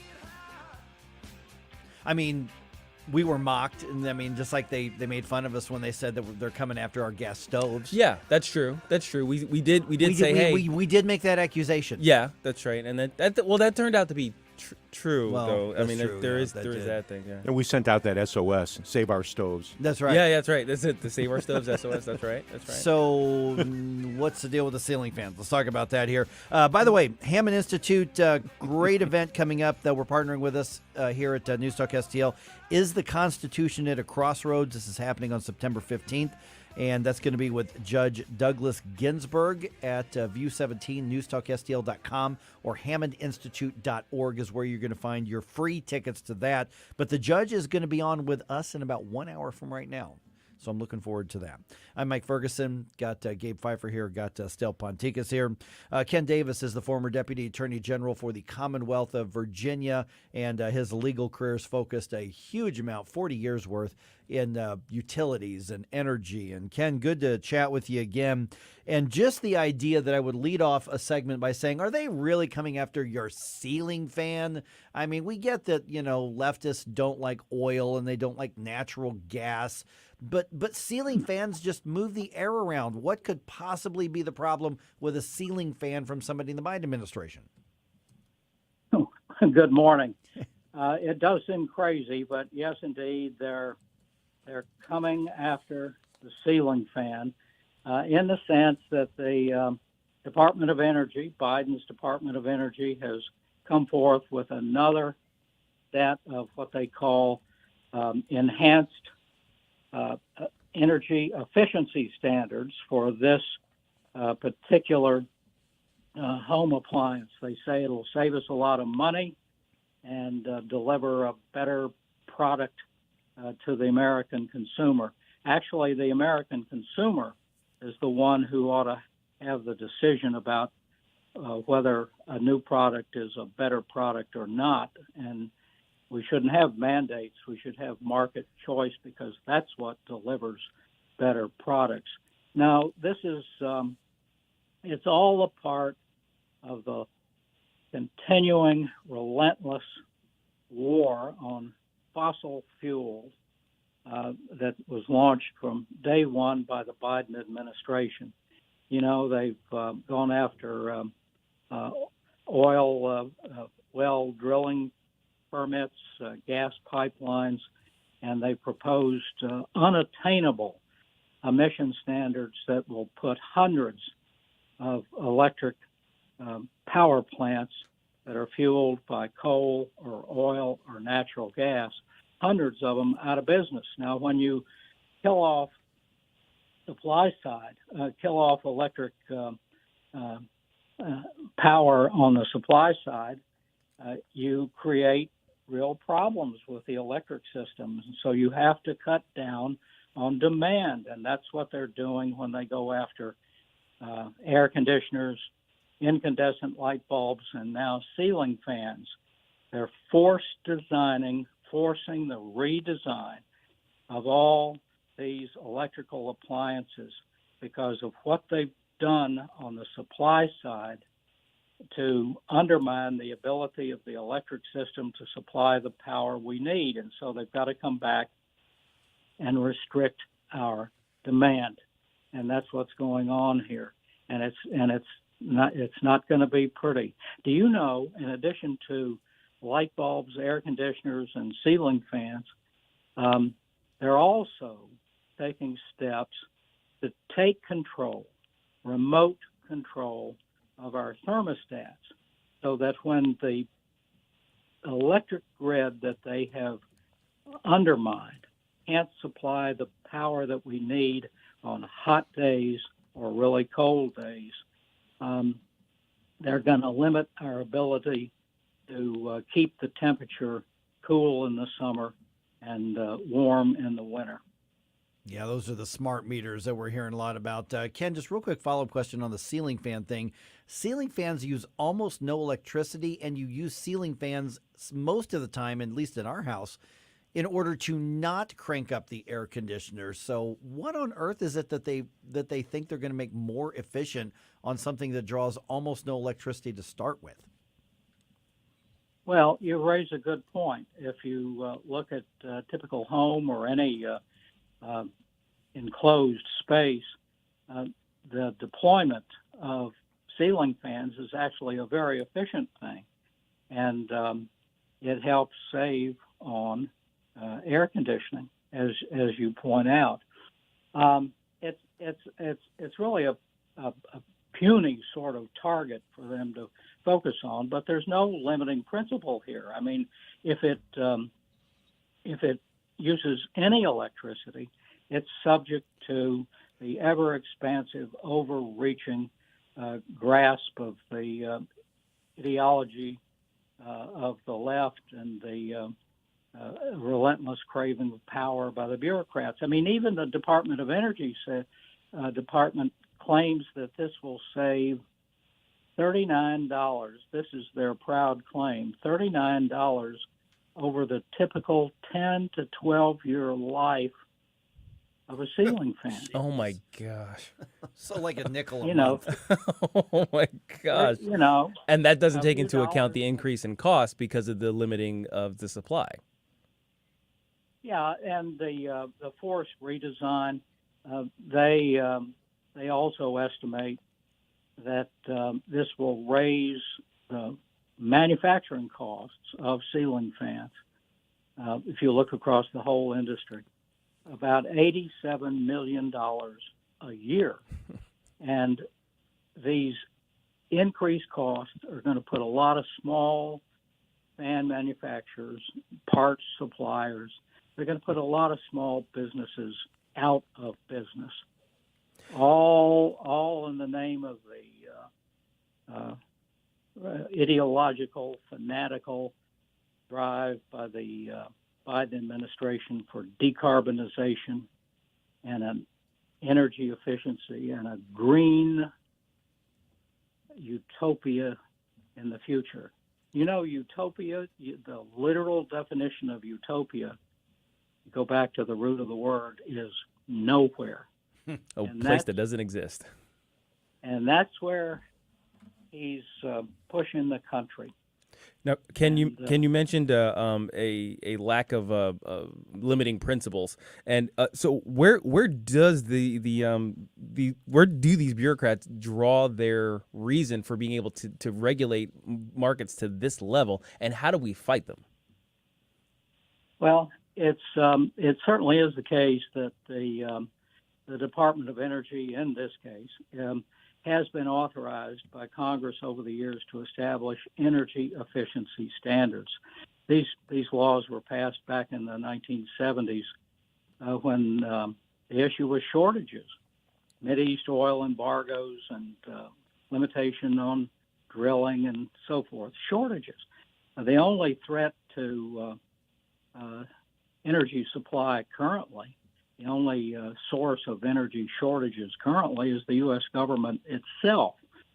And in any event, the authority to set an efficiency standard for an existing product is not the authority to set an unattainable standard that has the effect of driving a product or products out of the market entirely. You know, in the case of the gas stoves, the so-called efficiency standards promulgated by the DOE can only be met by 1 out of 21 models of gas stove currently on the market. Oh my gosh! So this is way beyond the agency's authority, and the Congress has the authority, the power of the purse, to cut off funding for any executive branch activities that it concludes are not, in fact, authorized by the statutes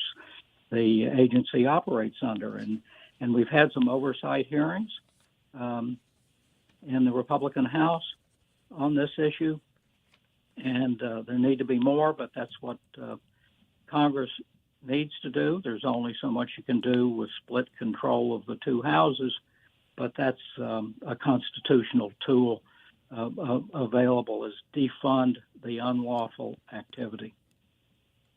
Hey, good morning, Ken. This is Stal Ponticus. I don't understand the illogical logic here because they want to reduce electricity on various home appliances nationwide, and yet they want to radically increase electric cars. Yeah. There's no logic to this. Can you help this make sense? Is it possible to make sense out of any of this? Well, they start by being obsessed with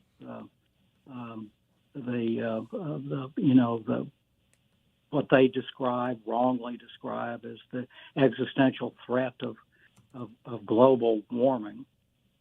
It's not. That whole thing is based on two fundamental lies, that it's an existential threat, number one, and two, that anything they're actually doing will have any effect on carbon emissions globally or the climate. But they start with that premise and they say we gotta cut way down on the the use of fossil fuels, the development, distribution, use of all forms of fossil fuels. Remember, Biden, when he ran for office, he promised to end fossil fuel in the economy, and so that's kind of big step one. But if you do that, you then are looking at an electric system that is still largely powered by fossil fuel in the form of natural gas and coal and to some extent oil. And the electric system has to be kept in perfect balance of supply and demand, or the thing will become unstable and crash. And so when you cut down on the ability of the on the country's ability to generate electricity, you then have to turn over to the demand side and cut down on the use of electricity to try to avoid the worst forms of blackouts. I would say that the Biden administration would not be satisfied until we went back to horse and buggy days, but the animal rights aspect of their voter base wouldn't allow that. They wouldn't allow that either. Yeah. All right, Ken Davis, former Deputy Attorney General, Commonwealth of Virginia, also specialist in the utility and energy. Great to talk to you again. Have a great Labor Day weekend, my friend. I hope all of you do too. All right. Thank you, sir. Once again, Ken Davis here, 314-912-1019. All right, just ahead here. Okay, have you heard any weird baby names lately? Oh, I've they heard name plenty. They name their kids something, and you go, huh? You know the kid's going to have that name for the rest of their life, right? Why would you do that to your child? Yeah. Don't you love them? I've got the list of the strangest baby names of 2022, which is the last list year that we have them. All right, let's go. It's going to lead you to go, what were you thinking, parents? So, by the way, let me know. 314-912-1019 or on any of our social media platforms. What's the strangest kid's name that you've heard about over the past year or so? Talk about that just head on 1019-94.1 News Talk STL. Like and subscribe to us on Rumble. News Talk STL. Get up, St. Louis. It's Mike Ferguson in the morning.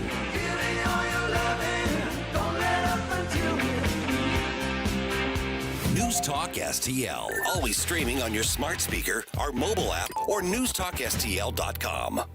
Getting a new floor for your home can be intimidating and a little scary, but that's not the case when you go to Michael's Flooring Outlet. Katie here, and my mom and dad used Michael's, and they had a great experience. They've been a locally owned and operated family business for more than 30 years. You want variety? Michael's has carpet, hardwood, laminate, ceramic tile, luxury vinyl, natural stone, and many other options. Shop in-store at one of their 3 locations in Creve Coeur, Dardine Prairie, or St. Peter's. Check out everything that Michael's has to offer at igotfloored.com. Now is your chance to hear Attorney General Andrew Bailey at the iconic Turkish Pavilion in Tower Grove Park. Hi, Mary Teresa McLean here, chair of the Republican Party City of St. Louis, inviting you to the Taking Our City Back picnic, starting at noon on Sunday, September 10th. Enjoy free barbecue and beer. It's a free family event, and we want you there. Bring a friend and meet Attorney General Andrew Bailey. Visit stlouisrepublicans.com for details. Paid for by St. Louis City Republican PAC. Curtis Farber, Treasurer. Hey, Tony Colombo here for Gutter Pros. When Christine and I bought our new house, we knew the gutters were an issue, and after meeting the Gutter Pros team, we knew that they were right for us. Gutter Pros is your all-in-one gutter service team that offers a variety of affordable solutions, and they even offer free estimates, so there's no cost to you to find out if they are right for your home, just like they were for ours. If you're having a problem with your gutters, contact the Gutter Pros now, because with Gutter Pros, water goes where they tell it to. Call them at 314-656-7195 or visit gutterpros.com. Facts don't matter. Lies don't matter. You or I lie, we go to jail. She lies. Mark McCloskey on fire. It's just part of the business.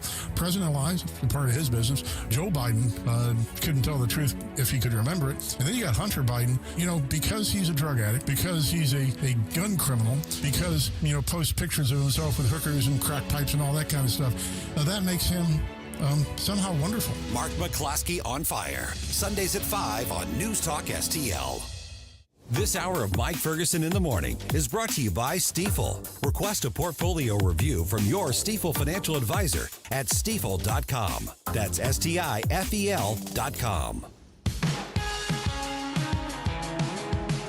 Good morning, St. Louis. It's Ben Shapiro. I'll talk to you tonight at 11. But right now, back to the Mike Ferguson Show on the new conservative voice of St. Louis, 1019 and 94.1 News Talk STL. Okay, is it creative, is it expressive, or is it just weird? What's the strangest baby names you've heard recently? There was a list that came out. Oh, boy. Somebody compiled it from the Social Security Administration. Basically, you have your kid and you go register them with the government to get the Social Security card, and that's where they're getting these names. Right. All right, let's see here. What's ahead here? One of the Republican presidential candidates says improving education means we have to defeat the teachers' unions. Yes. He was not holding back. That was Tim Scott. Mm-hmm. But we're going to chat about what he had to say about that and other ways to make sure we're making education as good as possible. And that means school choice. It means parochial schools. Our friends from the Herzog Foundation going to be with us at 7:05. It's 6:54 right now. I'm Mike Ferguson. Got Gabe here. Got Stell here. Okay, so according to the Social Security Administration's official list, there are some really weird baby names that were applied for, or at least the Social Security cards were applied for in those names from last year.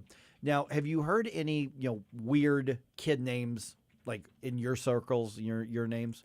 Typically not in my circles. Okay, I mean, the weirdest they get are the parents wanting to be a little creative, and they say like Dakota, Yeah. or those kind of names. Yeah, I heard Savannah. And now I've noticed that old-timey names are making a big comeback.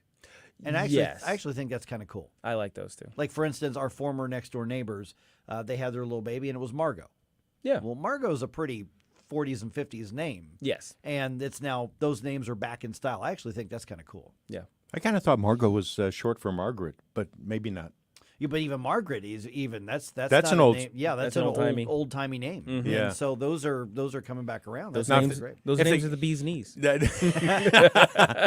If we go back to Ethel. Oh, there you go. That's right. Yep.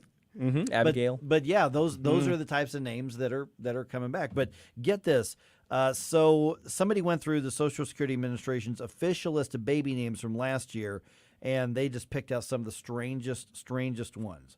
So the weirdest girls' names that they found: Minnow, like the fish. Minnow. Why though? Yeah. Just call her sardine. Something. Anchovy. Tuna. Finish your Fillet of fish. Banksy. Banksy. I don't even know what that means. Banksy. I don't. I mean, Banksy? Yeah. Wow. Okay. That sounds like like it's got a made up old timey sound. It's like like Muggsy and Bugsy and yeah. Bugsy and Banksy. These are girls' names though. Well, she was born during the bank robbery. There you go. Okay. How about this one? Somebody named their child Delight. Like afternoon. Oh, okay, don't go there. This kid's gonna be 22 and like, hey. I'm just saying there was a trend a little while back where they were naming kids after cars for reasons. Oh, that's true. Yeah, and hotels. Yeah. So, somebody named their kid Katniss, like Everdeen. That's the name of the protagonist from the Hunger Games. Oh yeah. Okay, series. Got it. Okay, somebody actually named their child Sparkle.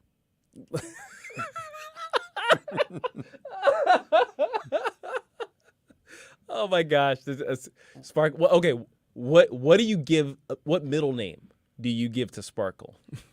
That sounds like a stripper name. I mean, it's like Sparkle Everbright. Sparkle. I don't know. Pearly, Menorah, Canary, Bethlehem, and Strawberry and Cinderella were other girls' names. Now, Strawberry's definitely a stripper name. Boys' names: Barley,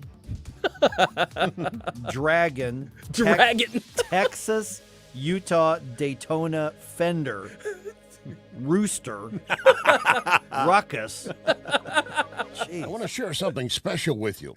I've told you how Wellington Environmental works to keep hospitals, schools, businesses safe for their patients, students, clients, employees. Wellington can do the same for you. Perfect example. A relative went to the basement, almost knocked over by the smell. A sewer line had broken. A call to Wellington, a crew was dispatched. First thing, make the home safe. Then clean up the mess. Truly clean it up. Now, I'm telling you this because I want the best for you. Wellington Environmental. Here's the number, 314-644-4930. 644-4930. AAA rating with the Better Business Bureau. 644-4930. Wellington Environmental. Your world. Cleaner, better, safer.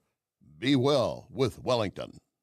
Are you tired of hard chlorinated water drying your skin out, tasting bad, and ruining your fixtures? Jones Air and Water Treatment has a solution to this pollution. Our Hydratech H2O leaves you with great tasting soft water at all fixtures in your home with one unit. Call Jones Air and Water at 636-899-1040 or visit us on the web at joneswater.com. You can be a filter or buy a filter. Jones Air and Water, 636-899-1040 or joneswater.com on the web. Call us now.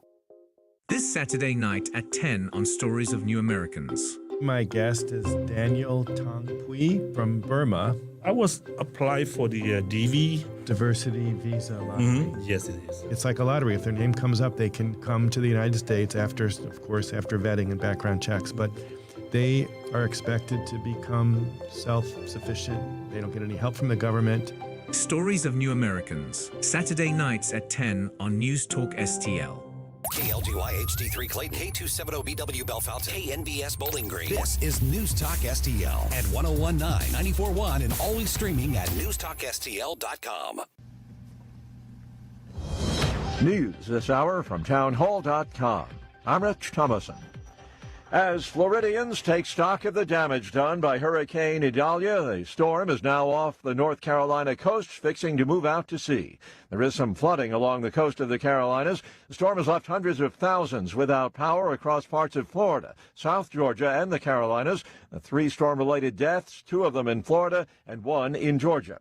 Idalia made landfall yesterday southeast of Tallahassee, while farther south, things not nearly as bad as they might have been. Hurricane Idalia has caused some serious flooding in Tampa Bay, but the city avoided a direct hit again. Last year, it was Hurricane Ian that threatened Tampa Bay with a direct hit, but the storm abruptly shifted east to strike southwest Florida, more than 130 miles away. In fact, Tampa Bay hasn't been directly hit by a major hurricane in more than a century. Brian McNulty, a senior research associate at the University of Miami, says Tampa Bay avoided the worst again. McNulty says if Tampa Bay were directly hit, the impact would be unimaginable. I'm Donna Warder. For the second time in a matter of weeks, Senate Minority Leader Mitch McConnell has frozen in apparent confusion. It happened as McConnell was speaking with reporters in Covington, Kentucky, and one asked about his thoughts on running for re-election in 2026. In a video posted on X, the platform formerly known as Twitter,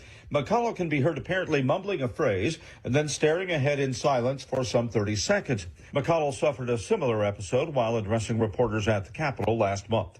Bob Agnew reporting. The death toll, 73 in Johannesburg, South Africa. An overnight fire tearing through a multi-story abandoned building that was taken over by homeless people, some throwing themselves from windows to escape the flames.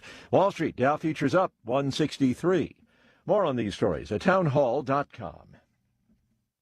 Relief Factor, pain relief that's natural, pain relief that works, and pain relief that attacks the source of the pain. That's the experience of tens of thousands of Americans who are taking Relief Factor right now. See their incredible video endorsements at relieffactor.com and then order your 3-week quick starter pack for just $19.95. That's less than $1 a day. Find out if it can work for you like it works for me by ordering your 3-week quick starter pack today. Relieffactor.com, relieffactor.com. Be the next success story.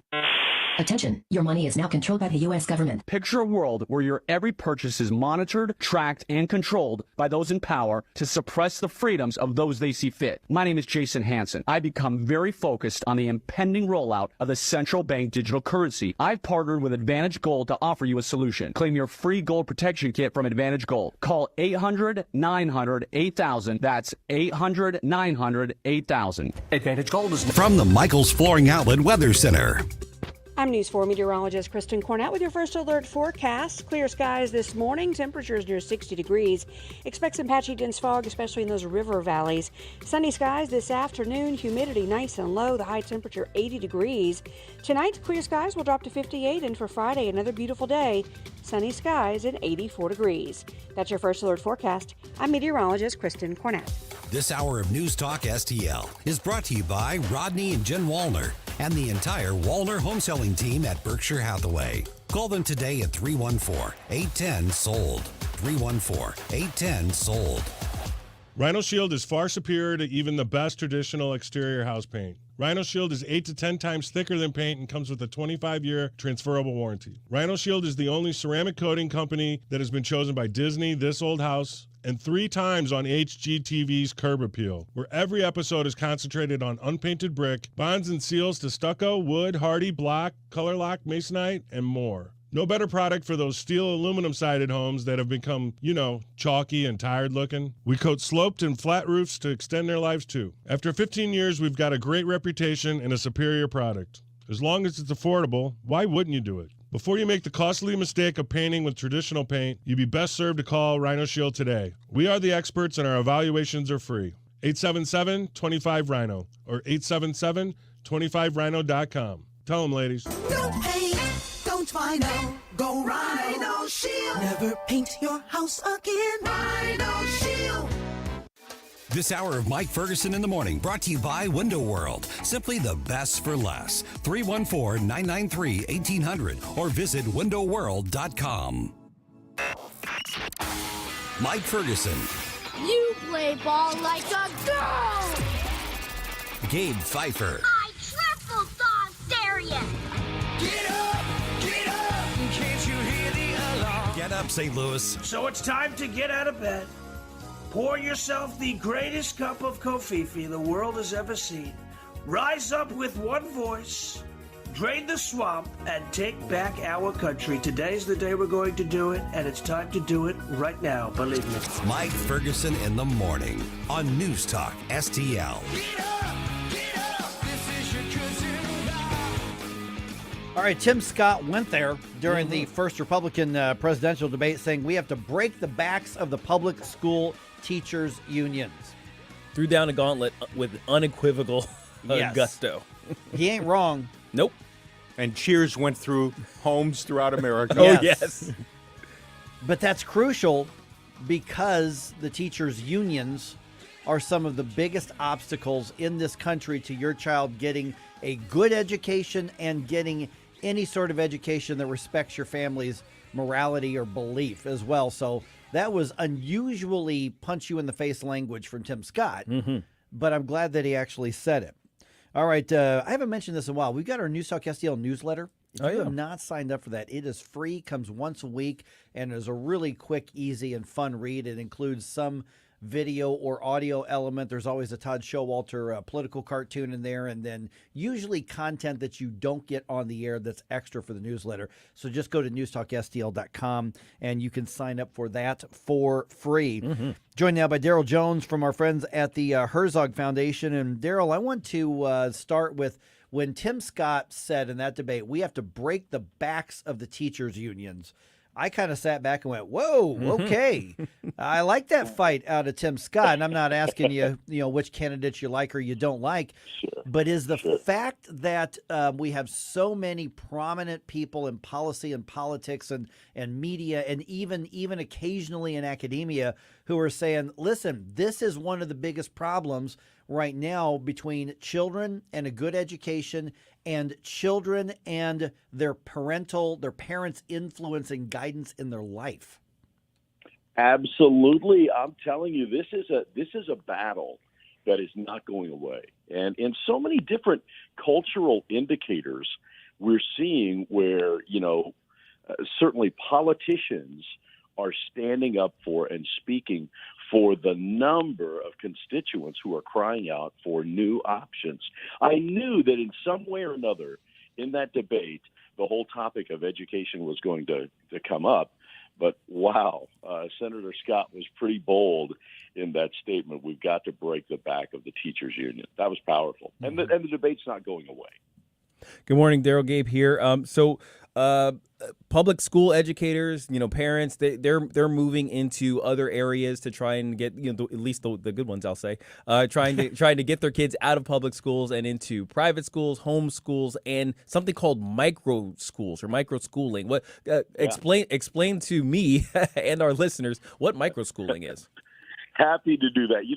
Can I just say at herzogfoundation.com, all of the initiatives that we're involved to help parents, to help families, to help churches find alternative forms of education that embrace their faith and their values. That's what we're all about.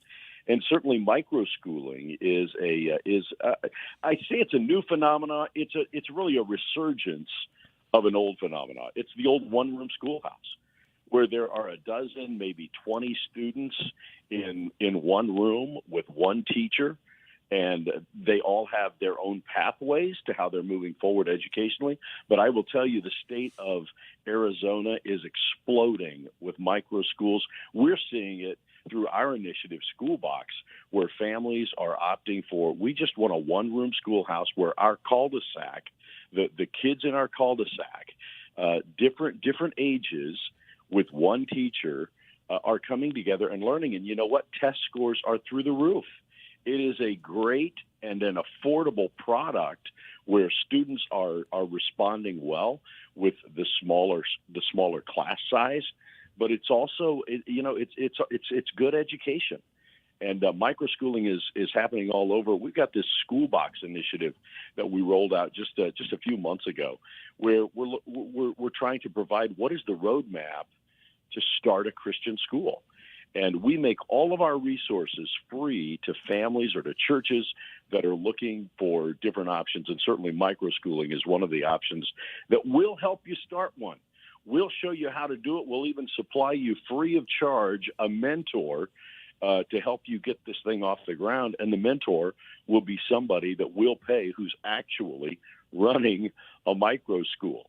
And it's pretty amazing. And in our initiative, The Lion, just this week, we ran a story on former public school educators that are, for their own families, turning to homeschooling and to microschooling. When the educators are abandoning ship, there's a sign that maybe all is not well.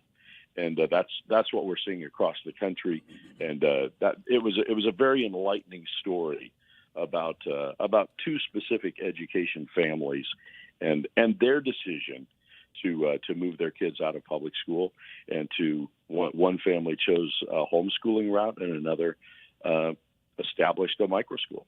And I've got another question about the concept of micro schools in a minute, but I just want to point out that whenever you mention the one-room schoolhouse, I think of Little House on the Prairie. Yeah. I can't help it either. Yeah. Hey, and think of how orderly that was. That's right. As a matter of fact, Oh yeah. Come on. Hey, good morning, Daryl. Stalpontikas here. This may be a little bit off course, but I got to ask you this because I've been chomping at the bit to talk to you and ask you this question. Your thoughts about the incident in Colorado Springs with the Gadsden flag patch and the student out there, and how all of that was dealt with?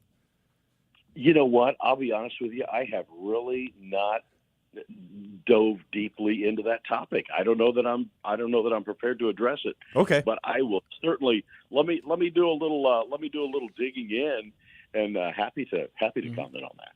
Yeah, one of the key things, what you're going to find on that, Daryl, is that the school administrator who's admonishing this kid had absolutely no clue what she was talking about regarding American history on that. Oh, right, amazing. Yeah, right. I remember. Yeah, the story with the child with the flag. Yeah, on the backpack. Yep. Right. Don't tread on me, flag patch. Yeah, exactly. Which has historic origination here in our country, for crying out loud. Wait, that's not related to slavery, Daryl? Yeah. It's not. Yeah. What do you know about that? Yeah. Amazing. It's crazy. Yeah. I'll tell you, it really is, and more you're just seeing where anything with any kind of a conservative or traditional or faith bent is under fire and under attack by the system. And there's just there's a giant gag reflex that's happening around the country where people have had enough. Certainly people of faith are standing up, and my gosh, even kids, that are standing up and saying, "Hey, this is what I believe, this is what I think," and then seeing them pulled out by administrators is just unbelievable. Hey, I want to follow up on the school box, micro schools that Gabe just asked you about here, because you mentioned kind of in your answer, you said, so like families in a cul-de-sac could use this tool to put something together. Right. What are some other applications of this? Because my mind started kind of wandering. I'm like, wait a minute, does that mean that, a small church, because we think of like Christian schools, coming from a mega church, a big church or something, because you're saying you got to have a lot of resources. Multiple grades and all that. Right. So is this a type of thing where you could have, a church with very traditional values, maybe, in a very liberal area or something like that, saying, listen, we've got a dozen kids here in a school district that wants to transition them from their parents in a lot of ways. I mean, so is this the type of thing where, a youth pastor or a pastor could contact you and say, we want to talk about this, through our church or through our nonprofit ministry or anything like that? I mean, what are the other applications of something like this? Because we talk a lot about Christian schools, and my kids went to Christian school, but this is a whole new level of possibility. It is a whole new level of possibility. The affordability of it is what is very attractive to families. And yes, to answer your question, churches are churches that would say our facility is not sufficient to be a school. It's because they're thinking of a K through 12, 500 student enrolled school. This literally is a one-room schoolhouse. So if you have multiple rooms within a church building, it is more than adequate for what you saw on Little House on the Prairie, where one teacher or a couple of teachers are certainly capable of educating students with numbers that are manageable, with a facility that is already paid for. And so, churches can establish. We're seeing churches establish education ministries where in the past they've simply had a children's ministry or a youth ministry, but are now looking at, if we're really going to make disciples of Christ, we need more of an education ministry that is, whether it's a 5-day-a-week, 7-hour-a-day school, or another word right now, another category is a hybrid school, where maybe it's Monday, Wednesday, Friday at the church with a certified state teacher, but then the other 2 days is a hybrid form of homeschooling where mom or dad or a caregiver are actually involved in monitoring the education of their students. And again, we're seeing test scores that are going through the roof. I mean, let's go back to the report that came out just within the last month about the grade card of public education. When 25% of fourth graders are able to read at a fourth grade level, that's not an impressive product. And where you're seeing micro schools or hybrid schools or private education and certainly Christian schools come onto the scene, you're seeing children respond well, test scores are going up, and the values of the family are being embraced and continued. Daryl, one variation of these whole socialization argument against homeschooling and even microschooling, I guess, as a sort of offshoot of that, is that these kids are going to miss out on some of the benefits of the larger school districts. Going to a big football game, having the dances, and just some of the things that a lot of people regard as seminal moments in their upbringing, in their formative years. What do you say to people who are a little reluctant to go into that stuff because they don't want kids to miss out on the quote unquote school experience? Like pronoun closets. No, not the pronoun closet. Okay, not the pronoun closet. No. Sorry. I was going to say the school experience. Now that entails a whole lot. In terms of extracurriculars, for sure. I mean, look around the country. There are football stadiums across the country that would make my D2 alma mater jealous.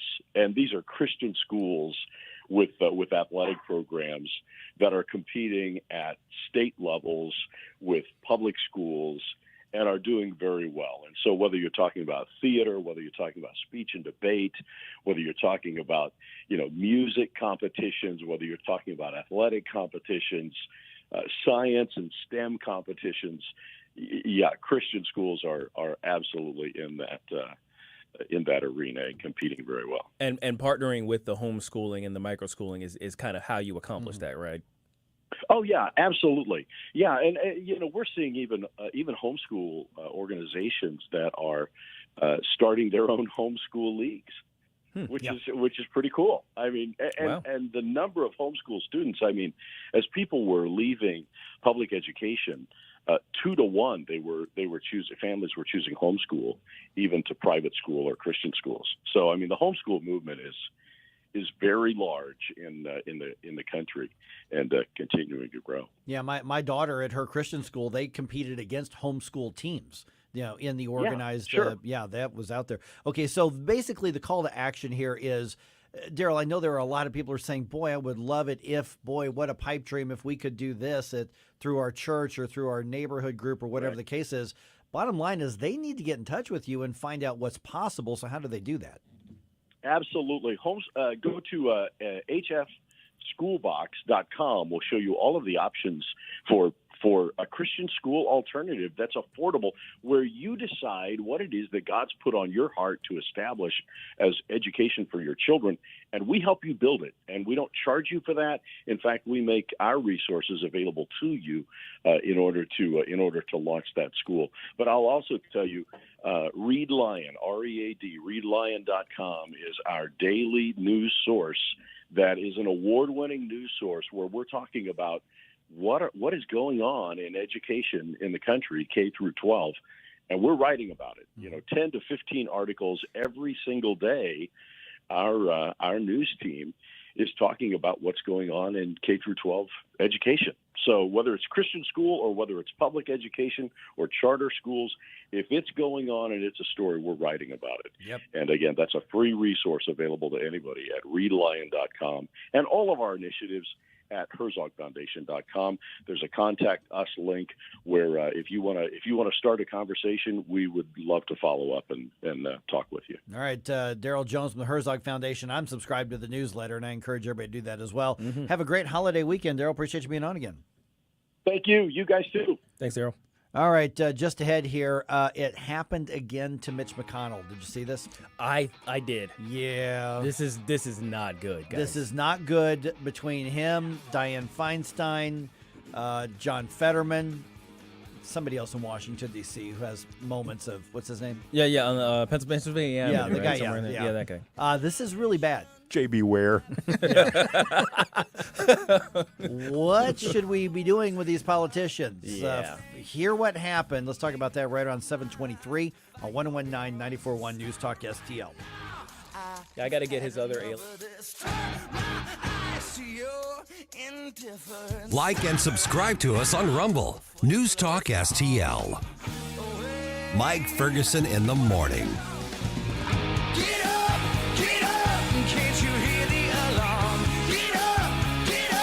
Tim Jones and Chris Arps in the afternoon. It's Thursday at 4:25. We'll speak with Dakota Wood about the latest Osprey crash. And at 5:25, Patrick Tuno, author of A Guide to Italy. Tim Jones and Chris Arps. Weekdays at 4 on News Talk STL. Mike Ferguson here. Retirement should be a time you can relax. No more stress from work. But there's one thing you can't forget about when retiring. That's your money. Do you have enough saved to fund your income for life and keep up with inflation? How will you claim your Social Security benefits? And what about long-term care? The ClearPath Wealth Management Group at Stifel is here to help answer all of these questions. You can hear their latest views on the markets and investing during On the Money, hosted by Stifel financial advisors Bob Stockdale and Eric Robert, every Saturday morning at 9, right here on News Talk STL. They can help you get organized, guide you through critical retirement decisions, and create an investment portfolio designed around your needs.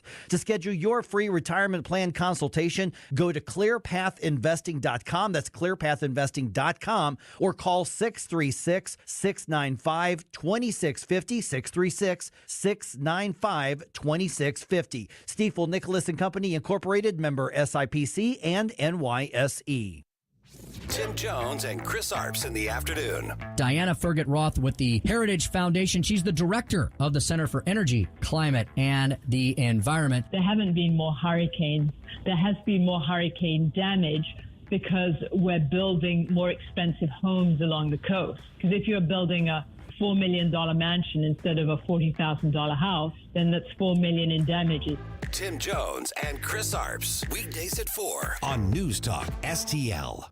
Southern Armory, your hometown gun store. Come and be more than just a customer. Southern Armory, we carry the best guns, holsters, knives, magazines, ammunition, and even food storage. Special orders are welcome. Southern Armory, 1 mile east of 270 and 44, 9901 Watson Road, and southernarmory.com. That's southernarmory.com. Whether you're purchasing your first firearm or adding to your collection at Southern Armory, you're more than a customer, you're part of the family. Follow Southern Armory on Facebook or at southernarmory.com. News commentary. A 12-year-old boy plucked out of his classroom and sent to the office for having a "Don't Tread on Me" Gadsden flag patch on his backpack. I'm Tommy Lahren. More next. The best way to stop Joe Biden's agenda is to opt out of his inflation game by diversifying your savings into gold. I'm Dr. Ron Paul, and this is why I recommend a gold IRA from Birch Gold Group. To learn more, text the word SHELTER to 989898 to get a free info kit on gold. Birch Gold is the only gold company I trust, so text SHELTER to 989898 right now. Paid for by Birch Gold Group.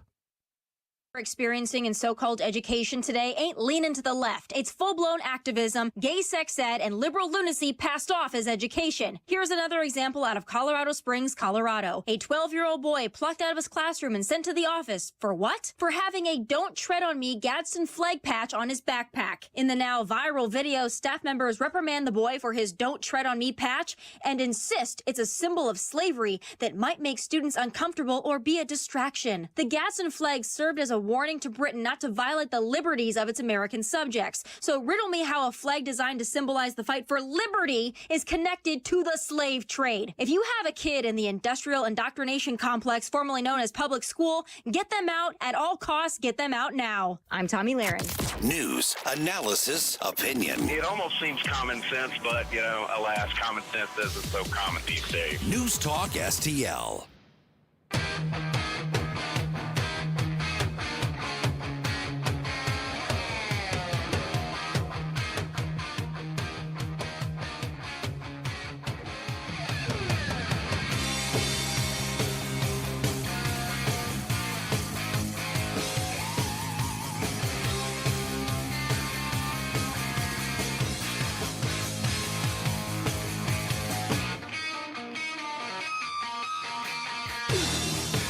Hey, this is Larry Connors. Make sure you're listening later today at 6 o'clock on News Talk STL for my show, Larry Connors USA. Now, back to Mike Ferguson in the morning.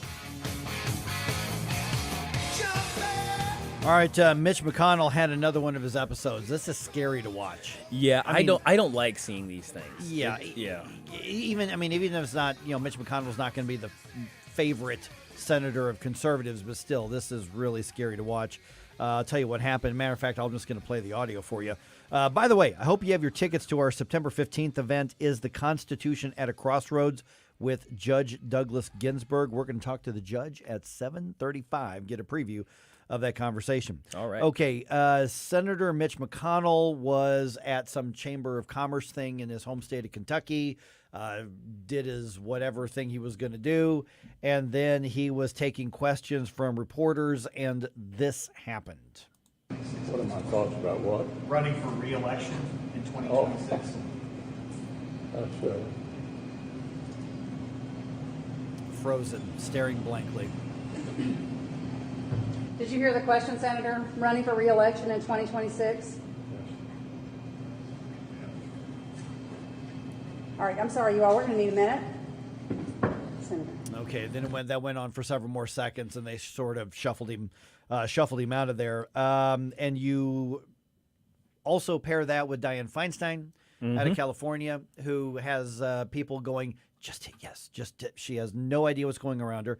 John Fetterman out of Pennsylvania, having survived the stroke and basically being a semi-invalid at this point as well. We've got 3 of the 100 members of the U.S. Senate, arguably the most powerful political body in our country, maybe the world, and we've got 3 of them who are semi-functioning. And that's generous. Yeah. That's generous, actually. Yeah, Mitch McConnell, I'll say semi-functioning because he's fine some of the time, and then this is now the second time where he's just locked up. Yeah, he has an episode, as we'll say. Right. We'll call it.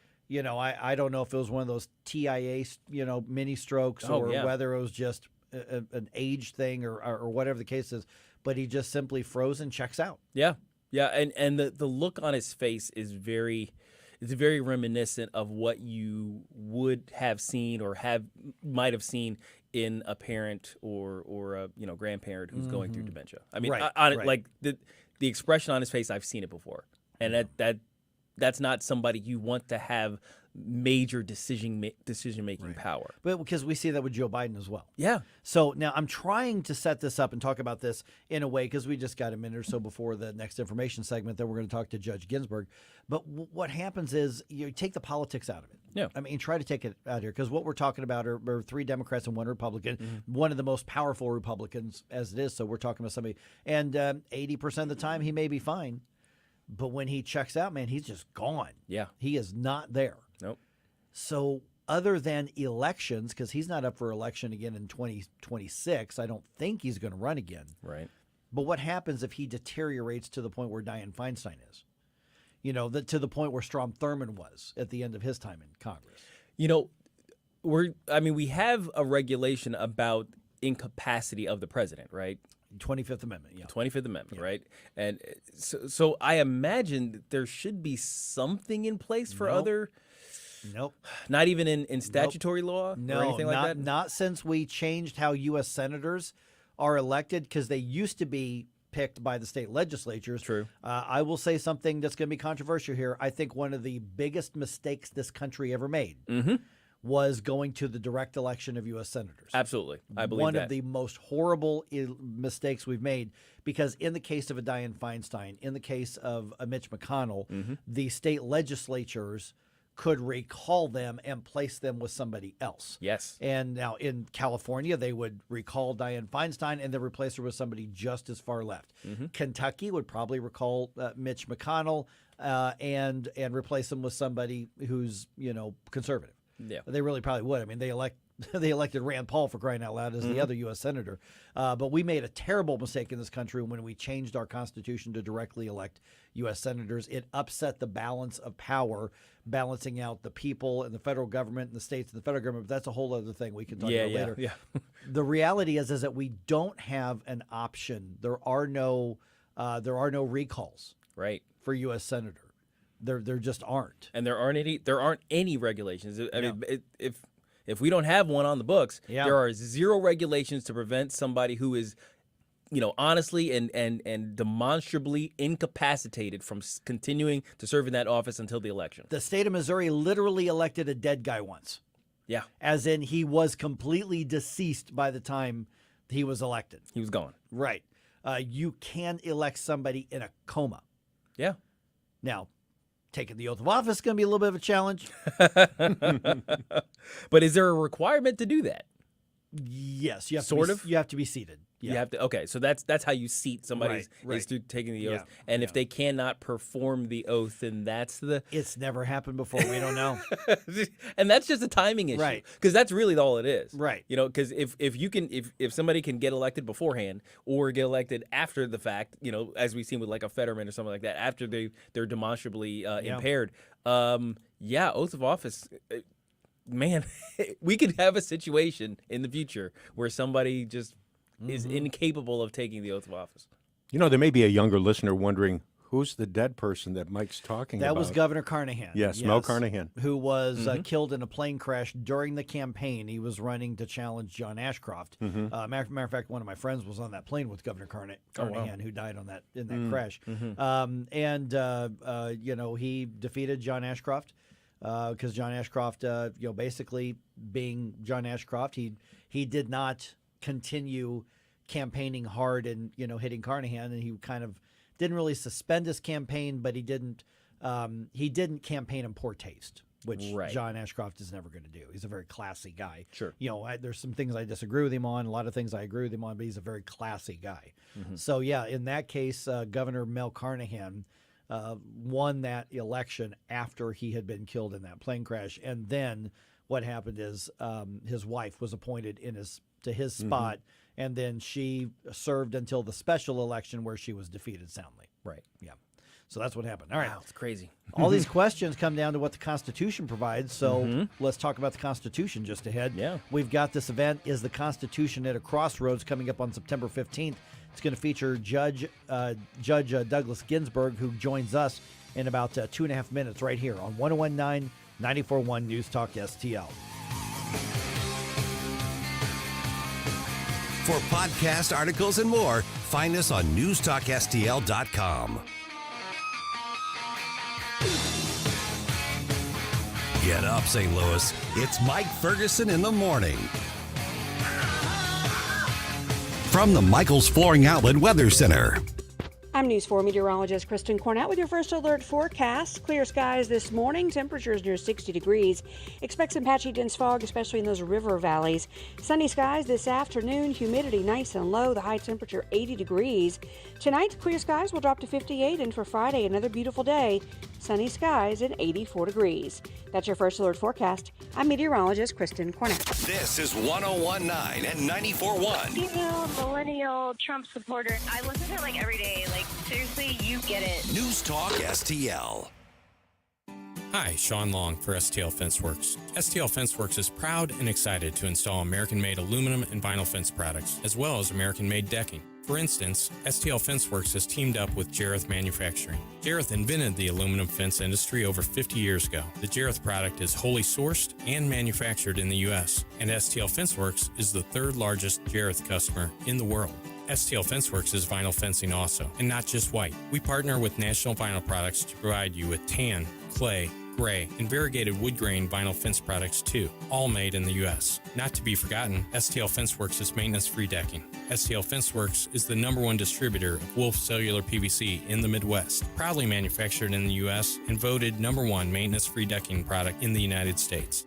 Let STL Fence Works make your outdoor space magical. Visit stlfenceworks.com today and learn how we can make your backyard dreams into a reality. At STL Fence Works, your satisfaction is our passion.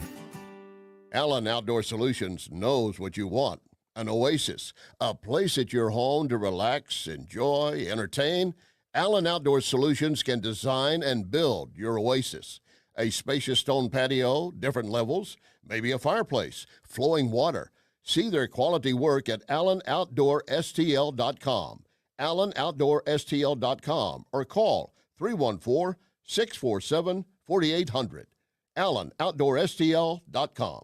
Free speech is alive and well in America. Sometimes it's hard to know what's real and what isn't. Right here. The country is heading in the wrong direction under this president. We're suffering shortages. America's running out of everything. News Talk STL. News, analysis, opinion.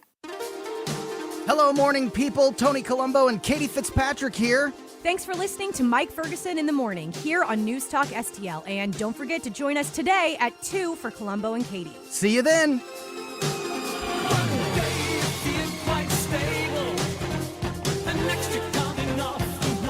This is such a provocative question, and I love that this is the title of the event coming up on September 15th. Is the Constitution at a crossroads? Mm-hmm. There's a lot behind that question. There's a lot to unpack just in the question. We've got to preview that discussion that you can be a part of in just about 2 weeks. Also, still ahead here, Missouri Democrats are proposing some interesting changes to how they handle their presidential nominating vote next year. I'll fill you in at 7:50.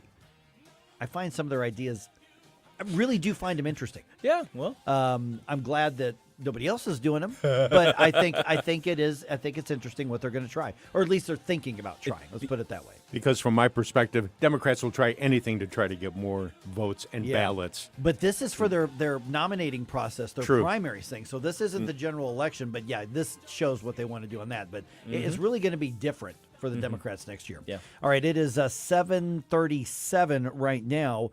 We have been talking about this for a couple weeks now. We're partnering with the Hammond Institute for Free Enterprise to bring you the event on September 15th called Is the Constitution at a Crossroads? And this is going to be a discussion with Appellate Court Judge Douglas Ginsburg, who joins us right now. And Judge, first of all, thank you for the time today. As I mentioned, I think the title of the event is such a provocative question because we've heard people say the Constitution, doesn't change. It's how we apply it. So when we ask the question, is the Constitution at a crossroads, is it about the document? Is it about our respect for it? Or is it about a little bit of both? Or is it about something else?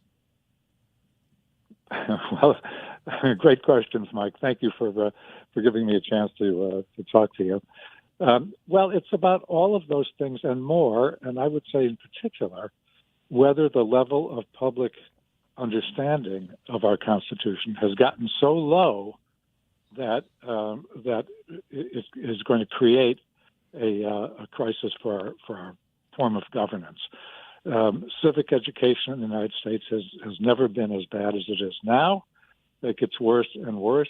People, a minority, 52% of the public, a majority, can name just the three branches of government, and 22% can't name even one.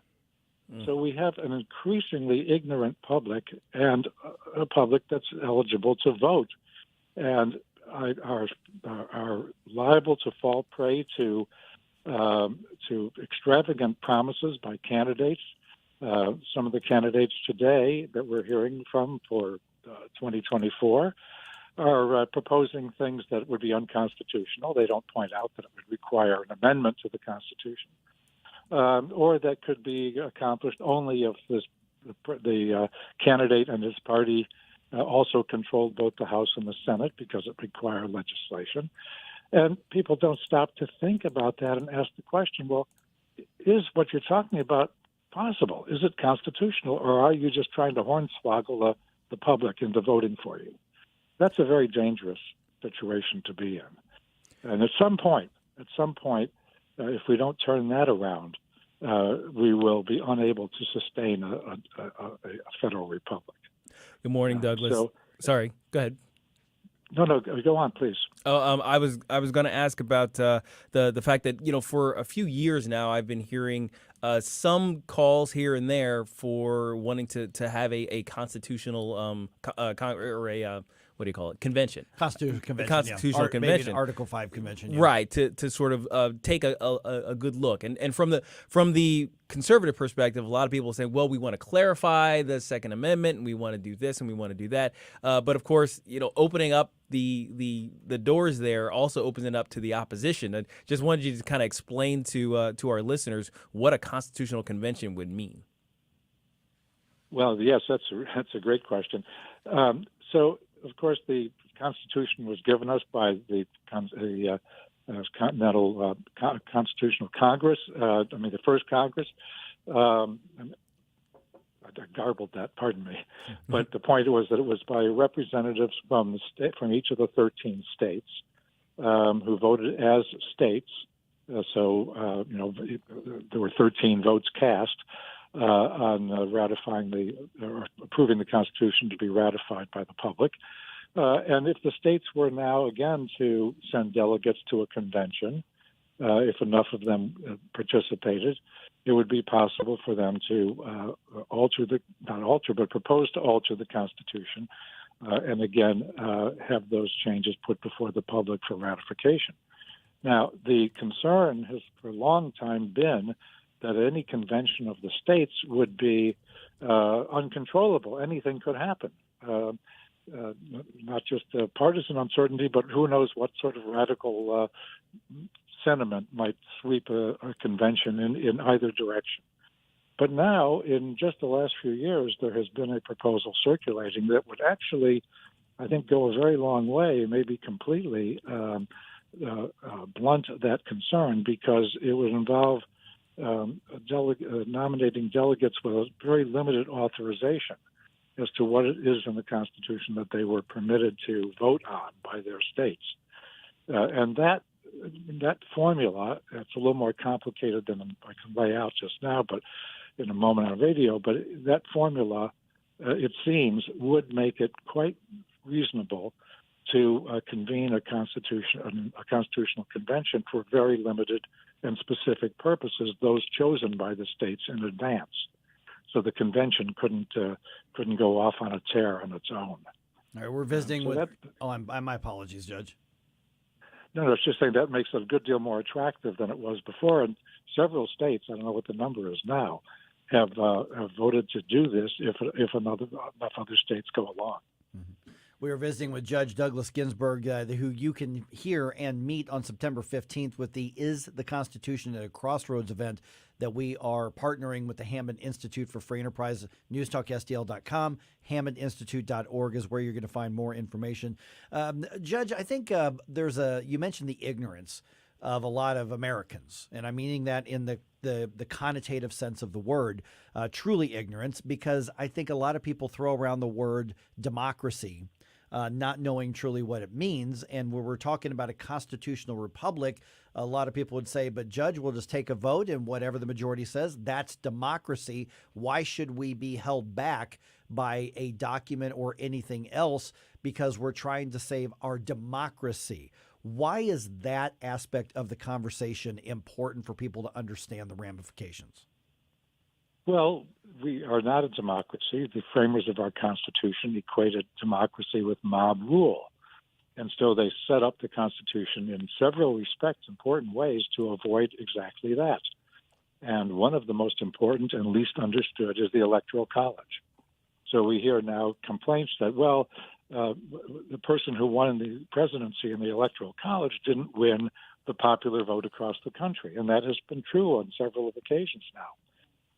But that is not a bug. That is I wouldn't say it's a feature, but it's a possibility that was structured into our Constitution from the beginning in order to prevent nationwide majority rule.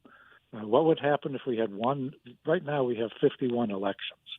If we had one election instead of 51 and the majority were to prevail, then that majority would be probably composed of urban dwellers in a small number of states, and they would control every election and impose their majority will on the entire country. So that was unacceptable to the framers. It should be unacceptable to us. It deprives or would deprive people in the smaller states of a significant voice in government. And it would certainly change our electoral politics because candidates would be appealing not to the voters in each state, but to the voters in those few places that are so populous that they would control the outcome. It would be basically a disenfranchisement of a significant portion of the public.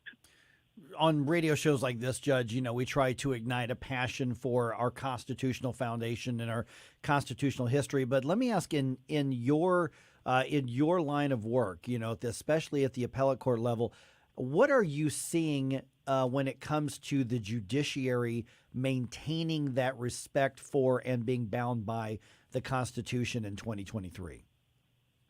Well, the framers set up the judiciary to be the anti-majoritarian branch of government.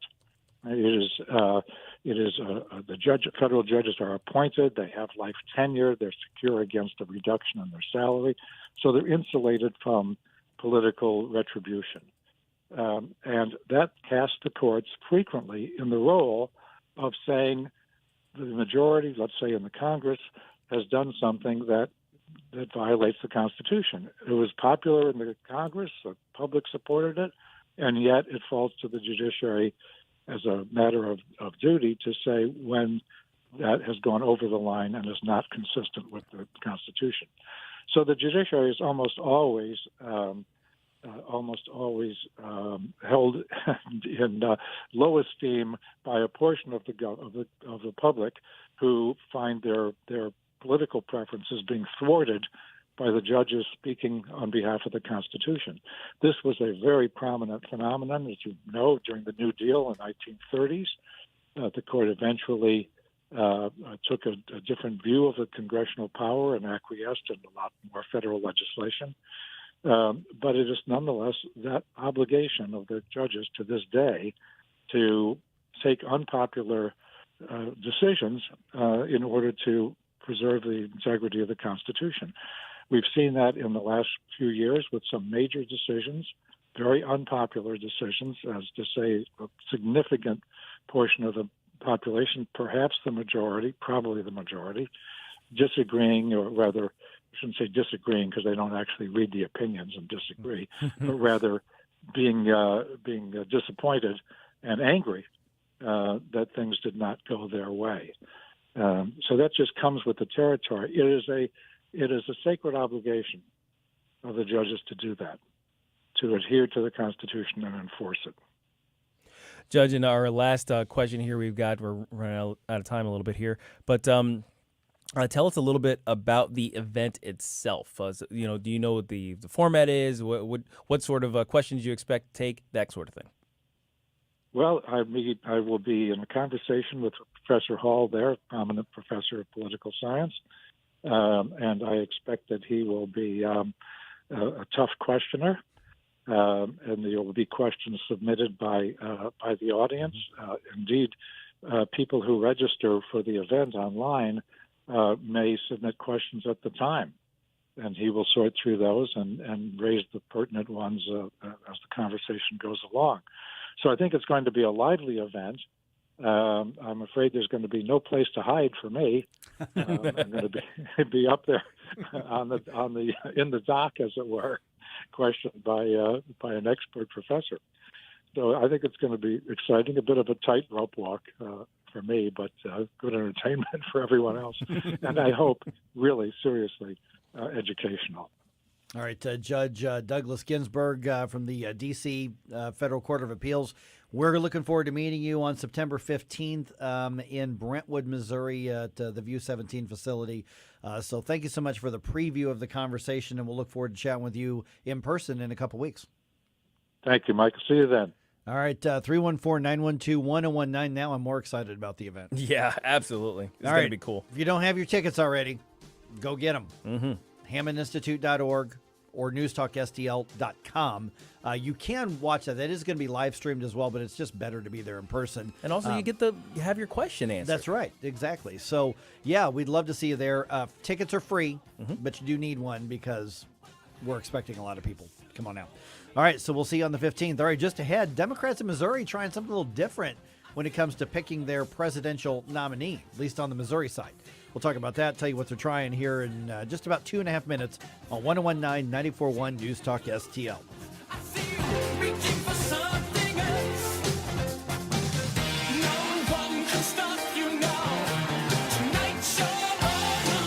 Like us on Facebook at News Talk STL. Get up. It's Mike Ferguson in the morning.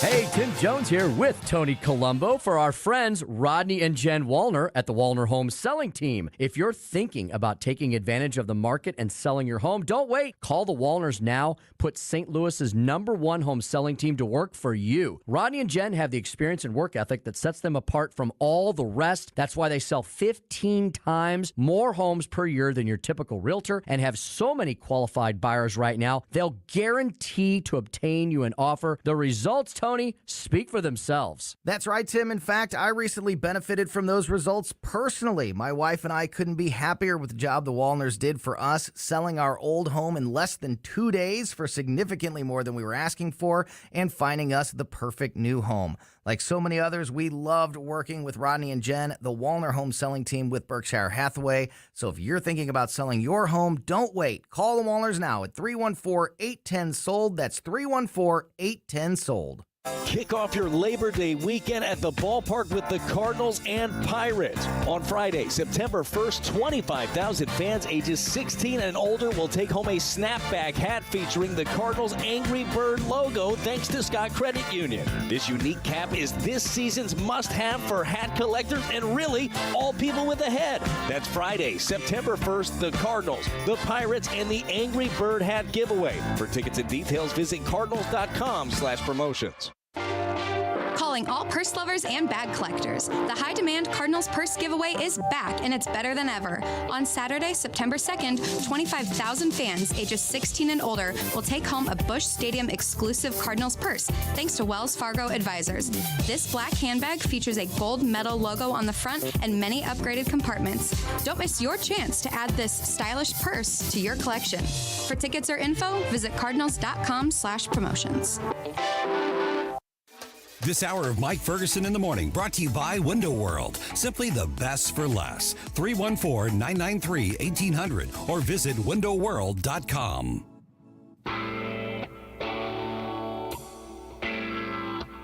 Hi, it's Dan Bongino here, and I'm proud to be on News Talk STL every weekday from 11 to 2. Right now, you're listening to Mike Ferguson in the morning.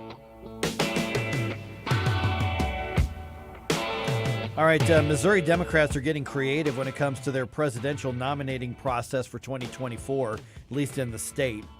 Some of their ideas I think are interesting. Others are just terrible ideas, but hey, it's their organization, their party. They can do whatever they want. By the way, you heard his in-your-face testimony about Joe Biden this week. I played that clip yesterday. At 8:05, we're going to hear directly from Mark Schmitz, Gold Star father to Lance Corporal Jared Schmitz. You do not want to miss that conversation in just about 10 minutes. By the way, I saw one of these things that says a quick note for your Labor Day. You guys, either of you having a burger? Yeah, You probably have a burger? probably have a burger. Yeah. So according to one of these like foodie type things, there's a better way to eat your burger. There's a better way. Better way. Okay. Flip it upside down.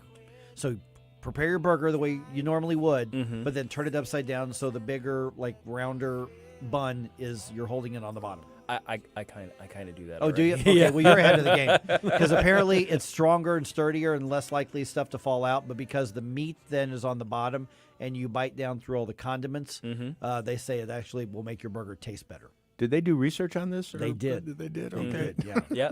Yeah. When the ingredients hit your tongue at what Yes. sequence, Yes. that actually affects the way the whole thing comes out. I hadn't even thought about that until this morning when I saw that. I bet it was a big government research project. Oh, no. Man, I swear, I wish I could put together a proposal to get a few $1 million to tell them that guys like looking at women. Right. You know what I mean? Like some of these results, it's like the burger is better upside down. Yeah. Yeah, thank you. $40 million later. Ketchup on hot dogs, yes It or was, no? Yes or no? The answer is yes. No, it's not. Something called Tasting Table did that story, by the way. Yeah. Ketchup and relish. I don't apologize for this. Okay, so get this: the Missouri Democrats. Now, in Missouri, we don't have a primary anymore for the president. Right. So in August, everybody would show up. You could take whatever ballot you wanted. You voted in whatever party's primary that you wanted. That's not the case anymore. Now it's a caucus state. There is no primary for the presidential race. There will be a primary for the statewide races, but not for the presidential one. Right. So there's a proposal for the Missouri Democrats to decide how they're going to do this because both parties now are just private entities that are going to run it their own way. Missouri Republicans are going with a caucus setup. So if you want to go, you got to go to the caucus on that day, Do the and group then go to your county and go from there. Democrats, it looks like, are basically planning on having their own primary. So they're not going to do a caucus thing where you sit around and horse trade and come up with different levels of votes. You walk in and you vote, and that's it. Okay, that's their way to do it. They also want to allow 17-year-olds to vote in this primary. Right. If they're going to be 18 by the general election. And that little caveat right there actually changed. Like I heard the first time I heard it, I was like 17-year-olds to vote. Look, here we go again, trying to lower the voting age, which the Democrats have been trying to do. But that actually is a relatively compelling argument that say, hey, if I get to vote in the general, shouldn't I be able to vote for who I'm voting for? Right. And so that's one thing. They've got a big 50-some page proposal that they are considering right now, and that's where these came from. I saw this in the Post-Disgrace. And part of that is to encourage youth participation because younger voters tend to vote for Democrats more than Republicans. Yeah. So it's a smart move on their part. Yeah, and although I kind of see it as a bit of an act of desperation in order to increase their get-out-the-vote setup. So here's how they're also looking at this. Is the part I think is a really bad idea. Their primary date would be March 23rd, and they would allow people to come in and cast their in-person ballots between 8 a.m. and noon. That's it. Really? 4-hour window. A 4-hour window in the morning. Yeah. That's a bad idea. That's a bad idea. I don't care one way or the other. The other one is they want to do mail-in ballots, which are a terrible idea. But, hey, it's a private thing. It's their thing, their party thing. Sure. I think they should be able to do that if they wanted.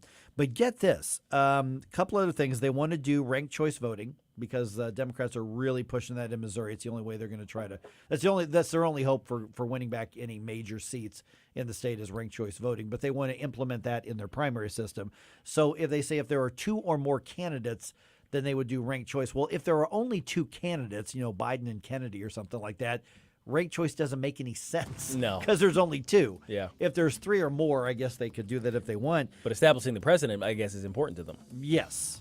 But the other thing is they say they only want people who are registered Democrats to vote because you register with a party now. Right. We're all by default independent. Less than 1% of voters have actually changed their voter registration. So I don't think they can stick to that. Going to be a tough sell because nobody's registered as a Democrat or Republican. Hey, Tony Colombo here for Gutter Pros. When Christine and I bought our new house, we knew the gutters were an issue, and after meeting the Gutter Pros team, we knew that they were right for us. Gutter Pros is your all-in-one gutter service team that offers a variety of affordable solutions, and they even offer free estimates, so there's no cost to you to find out if they are right for your home, just like they were for ours. If you're having a problem with your gutters, contact the Gutter Pros now, because with Gutter Pros, water goes where they tell it to. Call them at 314-656-7195 or visit gutterpros.com. What is a wow diamond? Wow diamonds are named for their brilliance. Newstetter's Fine Jewelers carries wow diamonds. Our team at Newstetter's Fine Jewelers will show customers how the cut of the diamond impacts the brilliance of the diamond. Newstetter's Fine Jewelers for wow diamonds are located at 2961 Doherty Ferry Road. That's at Big Bend and Doherty Ferry, and online at wowdiamonds.com. KLGY HD3 Clayton, K270BW Bellefonte, KNBS Bowling Green. This is News Talk STL at 1019, 94.1, and always streaming at newstalkstl.com. News this hour from townhall.com. I'm Rich Thomason. After hammering Florida's Gulf Coast with flooding rains, destructive winds, and storm surge, Hurricane Idalia moved across Georgia and the coastal Carolinas. Now tropical storms slowly moving out to sea. Fire Chief Billy Floyd surveyed the damage on Cherry Grove Beach and North Myrtle Beach, South Carolina. He spoke to WPDE. We're pretty confident that it was either a water spout that came onshore, whether it ended as a microburst or some small, short-lived tornado. The storm sent seawater flowing over sand dunes and spilling onto beachfront streets. In Charleston, a storm surge topped the seawall that protects the downtown, sending ankle-deep ocean water onto the streets. A tornado flipped a car in suburban Goose Creek, South Carolina, causing minor injuries. I'm Donna Warder. At least 73 people are dead after fire raced through an abandoned multi-story building that had been taken over by homeless people in Johannesburg, South Africa. Robert Malazzi with Johannesburg Emergency Services says the building's internal design made it harder for people to escape. The chances of one being trapped inside that building they are very much higher because of the partitions and all the things which they are using to create those structures. Hence, you find out that there's a lot. Hence, we want to make sure that we are sure that there's no any other bodies which are still trapped in that area.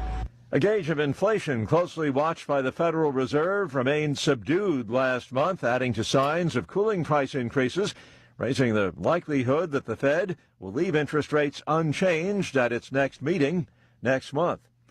And the opening bell on Wall Street this morning. Dow futures up 164 points. The S&P futures 9 points higher. More on these stories at townhall.com. The roof was completely gone. All of our memories being wiped away. The rain is what got 20 minutes of sheer terror. And you can feel it in your body. I watched the fire move down the canyon. The rumbling of the house. My son started screaming, we're going to die, we're going to die. In the name of Jesus, we are not going to die. At Samaritan's Purse, we bring spiritual and physical aid to hurting people around the world. We go into dangerous situations because in disaster, in disease, in war, Jesus calls us to love our neighbor, to heal the sick, feed the hungry, restore the broken. All who work and volunteer with Samaritan's Purse follow the example of Jesus. We go to serve, not to be served. And we go in Jesus' name. Join us at SamaritansPurse.org.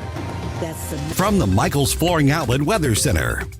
I'm News 4 meteorologist Kristen Cornett with your first alert forecast. Clear skies this morning, temperatures near 60 degrees. Expect some patchy dense fog, especially in those river valleys.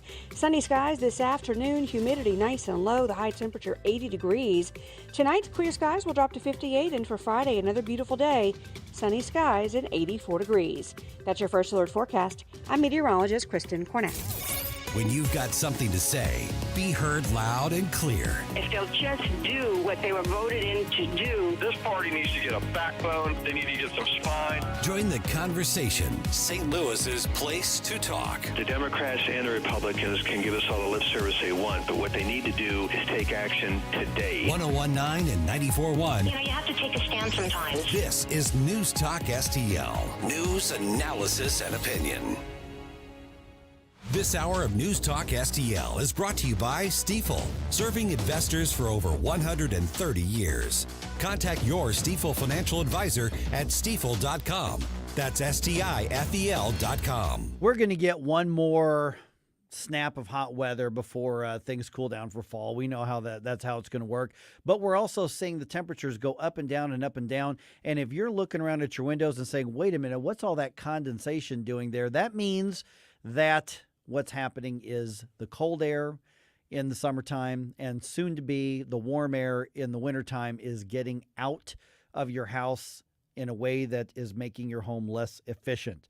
That's why you need to call my friends at Window World. Mike Ferguson here for Window World. Their number is 314-993-1800. Listen, sometimes you've simply got to upgrade parts of your house. That's just part of home ownership. Sometimes it's the roof, sometimes it's the railing, sometimes it's the concrete, whatever it is. But we tend to forget the windows. But the windows over time, they lose their performance if it's a typical window. Now, if it's a Window World window, you're going to have that performance for the life of your home. They guarantee it. They have a lifetime warranty covering all parts, glass breakage, and labor. If anything happens with that window, they will make it right and they will replace it at no cost to you.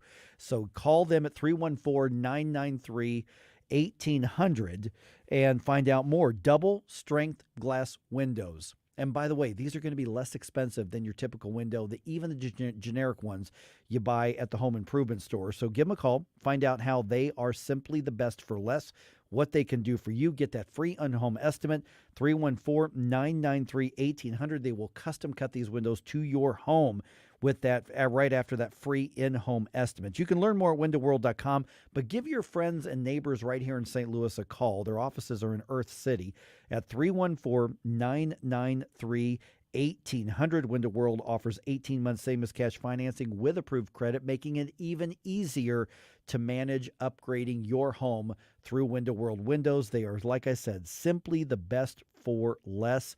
Window World Windows, one of two windows with the Good Housekeeping seal of approval. All the brands out there, only two get the Good Housekeeping seal of approval, and Window World is among them. So give them a call today. Find out why they are simply the best for less. 314-993-1800. 1019 and 94.1 News Talk STL. Live and local. Listen to what those local folks are telling you. News Talk STL.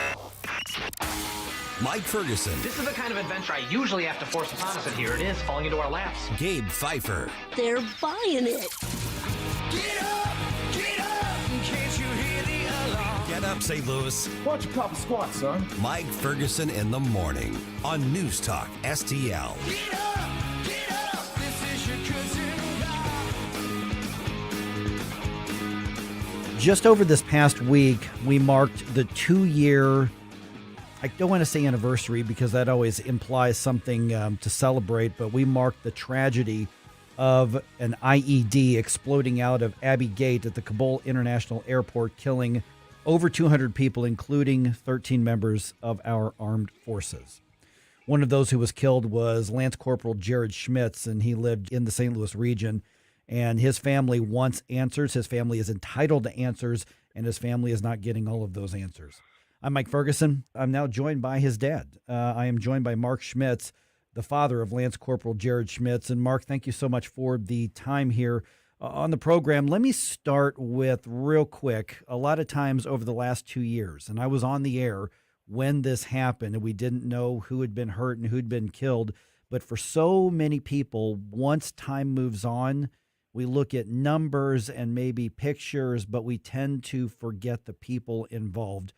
Introduce Jared to the people who are listening right now real quick so they know that we're talking about something beyond policy and numbers and reports. Jared was 20 years old when he was killed. He was a typical American kid. He loved his video games. He loved his sports. He loved the girls. Just a clean cut kid that never gotten in any trouble, never gave us any trouble. He was definitely a stable child in our house that kind of kept everything together. And he spent his life having a good time, enjoying it, and making an insane amount of friends from every race, from every demographic you can imagine. I mean, he never discriminated against anyone. He, in fact, opened his arms to everyone. And it was always neat to see and meet a lot of his friends that he would bring to the house, because you just never knew what he was going to bring in. And everybody that was with him was always respectful. So I know that the circle of people he ran with always changed, and always grew, but they were always good kids. So just somebody you'd love to know and be very proud of. Why did he want to become a Marine? Well, as I mentioned, he loved to help people. He always was the type that looked out for the little guy, and he was not a large kid himself. He was only about 5'8.5", 5'9", and lean stature prior to going into the Corps. But he just, something about seeing bullying happening really bothered him, and so he would always step up regardless of who the offender was. He always put himself in the middle of that to make sure that the person who couldn't defend themselves had some sort of protection. And when he told us he wanted to be a Marine, we just knew that would give him the opportunity to do that anywhere in the world, and it was a perfect fit. We're visiting with Mark Schmitz, father of Lance Corporal Jared Schmitz, one of the heroes who was killed by a terrorist IED in Kabul just over 2 years ago. Obviously, you know the risk when you sign up for the military, and that's not going to be a comfort when you lose somebody.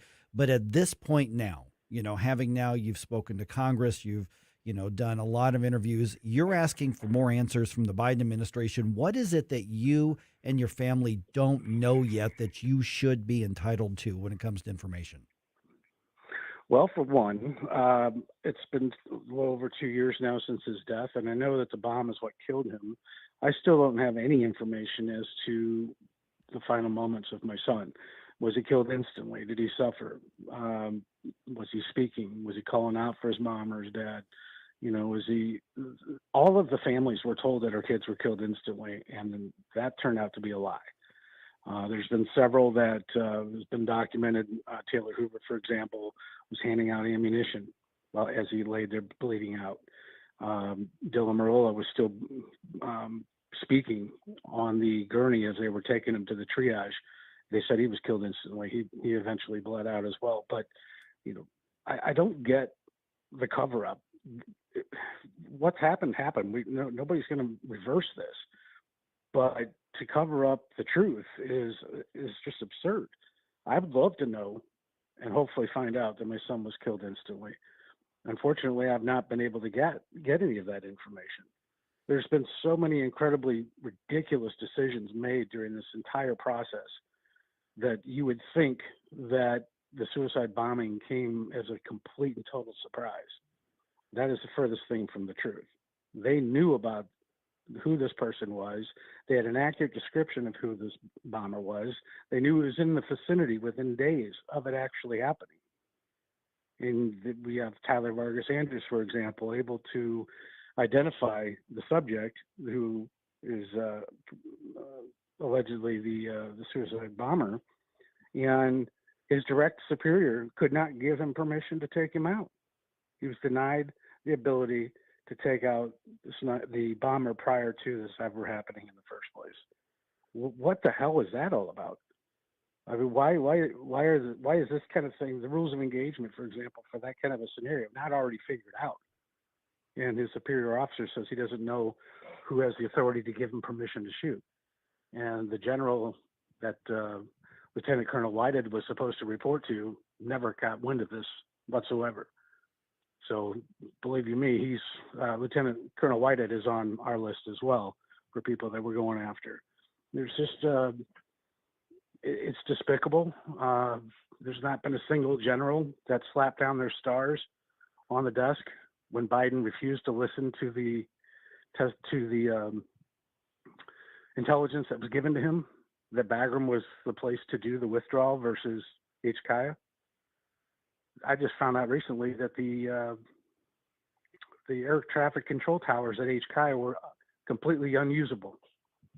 I had no knowledge of that prior to just a few days ago. What the hell is Biden thinking? You know, Bagram was a fortress. HKIA was nothing but a chain link fence surrounded airport.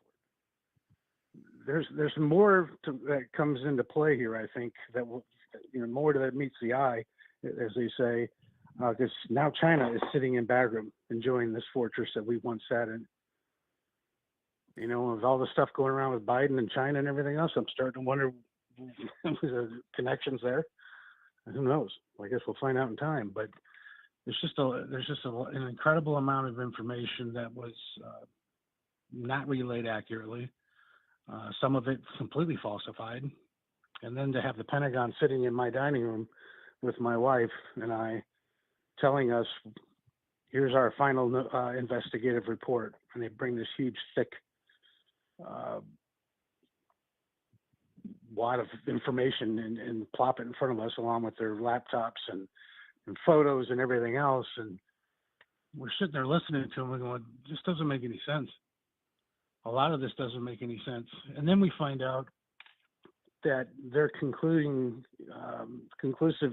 report, they never even interviewed the sniper who could have ended all this before it started. They never interviewed a single Afghan that was there. They boasted about how they traveled to 19 countries to interview so many different people to come up with this wonderful report they wanted to try to sell us or pitch to us. But the fact that they didn't even interview the sniper that was literally just to my son's left, who had the bomber in his sights, is ludicrous. How the hell can you say that's a complete report? This whole thing has been a mess from the get-go. And Biden still to this day hasn't said their names once. Mark, I've just got a few seconds left here. Once again, I really appreciate you, sharing this with all of us. If people want to keep track, I mean, obviously we watch the news and, your testimony and what's happening. Where should we be looking and which questions should we be asking to get the accountability that this demands? The days of me biting my tongue are over. I am absolutely fed up to no end. You can certainly reach out to your senators and your congressmen. Thus far, the only help we've ever gotten out of anybody in D.C. has been Republicans, and I cannot even wrap my head around that. Since when has this become a partisan issue? Where the hell are the Democrats? Why are they not helping to get to the bottom of this? This is our military, for crying out loud. This is our heroes that were killed. This is not a political issue. This needs to stop, and we need to get to the bottom of it. So as far as how they can follow, I mean, they can follow me on Facebook. I'm sure the news obviously will cover a lot of it. Well, certain news stations will anyway. But, I would definitely reach out to your politicians, especially if they're Democrat, and ask them what the hell they're doing to help us, because none of them are doing anything. Mark, thank you so much. I know that you're getting a lot of these requests, and I can't imagine this gets any easier with any one of the people like me, frankly, who are calling you asking for an interview. I don't mind talking about it at all. I mean, it needs to be talked about. Oh, my God. I don't know how Mark does it. All of these conversations day after day after day, all the media types like me and Newsmax and Fox News and everybody else constantly going back to that absolutely hellacious, tragic day. So God bless Mark and his family and the memory of Lance Corporal Jared Schmitz. All right, 314-912-1019. Got some thoughts on it? Let me know. Let's talk. 314-912-1019. Like I said, right here on 1019 and 94.1 News Talk STL.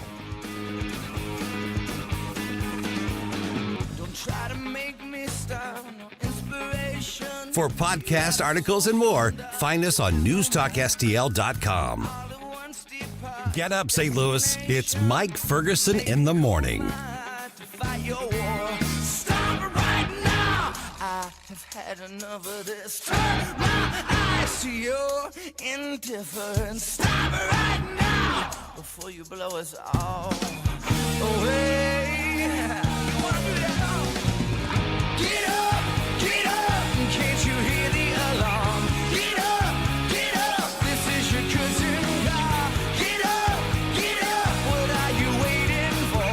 Everybody wants the economy to grow, right? But how do you feel about officials in effect giving your tax money to developers for their private projects? In the past 15 years, the city of St. Louis alone has diverted $709 million to developers in tax subsidies or abatements. That was money that would have gone to basic services like schools and public safety. Even worse, numerous studies around the country show these kinds of subsidies don't produce the promised jobs and growth. There's nothing wrong with developers wanting to build new shopping centers or company headquarters, but why should they get tax subsidies to do so? If it's a good business idea, great, but let them assume the risks as well as any possible rewards. It's time to reform economic development subsidies in Missouri. Check out our 2023 Missouri Blueprint, moving Missouri forward at showmeinstitute.org. The Show Me Minute has been brought to you by Show Me Institute and Show Me Opportunity. Hey, Colombo here with a great offer from the cleaning pros at Zero Res. The team that we have relied on many times over the years to rescue our home has a great special to celebrate the month of August. Book a cleaning now and mention the Colombo special, and you can get 3 rooms of carpet cleaned starting at just $129. Plus, you can get $75 off an air duct cleaning to help relieve allergies and asthma and lower your energy bills. Just mention the Colombo special when you call 314-474-2020 or book online at ZeroResSTL.com. The Vic Porcelli Show. Unfortunately, nothing happens in Washington. Who gives a damn? Do something about it or abolish the whole frickin' government. You know what? We need some kind of, I don't know, thermometer. And when Nate's talking, it gets hotter and hotter until it just explodes. Hey, I like that on the streaming platform. Yep. And it goes up and up and up. Cartoon thermometer. Yeah, and it explodes at the very top. That's what we need. Vic Porcelli, live and local, weekday mornings at 9 on News Talk STL. News Talk STL is proud to have Doug Voss as part of our lineup every week. Doug has been a staple on St. Louis radio for many years as one of the leading financial experts in the area. You can hear Doug and Safe Money Radio 3 times every weekend on News Talk STL. And in case you miss anything, you can check it all out at DougVossSafeMoneyRadio.com. What else do our listeners need to know, Doug? Simply put, I focus on helping pre-retirees and retirees build, preserve, and protect retirement assets, and I've been helping my clients solve their insurance and financial needs for the past 33 years. I also strive to educate my clients on how to prepare for retirement, minimize the impact of market volatility on their assets, and deal with the challenges of increased longevity. Call me today at 844-676-SAFE. That's 844-676-7233. Doug Voss is a registered representative. Securities offered through DHL Securities, LLLP, member FINRA and SIPC. News, analysis. I'm glad you're talking about this. Opinion. I'm glad you're fired up about it, too, because I know I am. News Talk STL. Hey, this is Todd Showalter. Join me for the Right Mind Show on Saturday at 5 as I try to put some fun back into this wacky radio station. You know, and speaking of wacky, let's get back to Mike Ferguson in the morning. All right, it looks like Hunter may have had a sweet ride to some of his business meetings. Really? Way back in the day. Okay. I mean, nice. So not the Corvette. No. Okay. No. Better than the Corvette. Better than the Corvette. Yes. Better than not the Lamborghini. No. No. You need a lower profile than the Lamborghini, like they said in Batman. All right, also a little bit just ahead here, local media kind of having a field day because a Republican wants to lead part of the pro-abortion push in Missouri, and that's making news everywhere. So weird. Because it's a Republican who's doing it. It is 8:22 right now. I'm Mike Ferguson. Got Gabe Pfeiffer here. Got Stel Pontigas here. Got a few news items I want to bring you up to date on, but we've actually got a couple shout-outs to do real quick here. Mm-hmm. Today would be the birthday of one Smoozy Q, Susie Moore. That's right. Ooh. Yay! Happy birthday. Smoozy Q. All right. Also, he's no longer a part of the News Talk STL family, but when we first came on the air, he was, for what, a good year. Paul Cook's birthday is today. Ooh. Yeah. I did not know that. Yeah, Hey. today's Paul's birthday. Congrats, sir. Yeah. So he's over at Channel 5 now. But he started when we were here, when we first started up. Paul was with us for a while. That's right, yeah. Happy birthday to Paul. And I worked with him for years. Oh, yeah, over at the other building. Yeah, At the other Absolutely, building. yeah. So a couple birthdays there to celebrate. Nice. So everybody tweet at Smoozy Q and wish her a happy birthday. Yes, okay? absolutely. Okay. All right, let's see here. Oh, remember the 2 North County police officers accused of basically responding to a call, kidnapping a suspect, taking him to a Kinloch field, beating him up, and then just leaving them there in the grass? Remember? Yeah, I thought there was going to be a lot more going on in Right. that whole situation. What's up with that? Well, I do have an update for you. Okay. Because this goes back to July where this happened. Right. So both of them are now out of jail. Okay, out on bond. Right. Northwoods police officer Michael Hill posted bond earlier this month, and we'd already reported he was out of jail. But on Wednesday, Samuel Davis also posted bond, and he's the one that was actually arrested in another state where he was Right. applying for another police job after all of this went down. Right. So Michael Hill was the supervisor at the time, and among other things, both are accused of turning their body cameras off. Mm-hmm. And Not allowed to do that. Right. The incident started with a call to a Northwoods Walgreens. Right. And whatever this guy that they arrested was accused of doing, they picked him up. And then what they're accused of doing is basically turning off the camera, turning off the communications, not reporting where they were going, and then taking him a couple jurisdictions away and then roughing him up and saying, don't come back to our town. Right. And this was a known person. Known right? to the police. Known at to the least. police, right, yeah.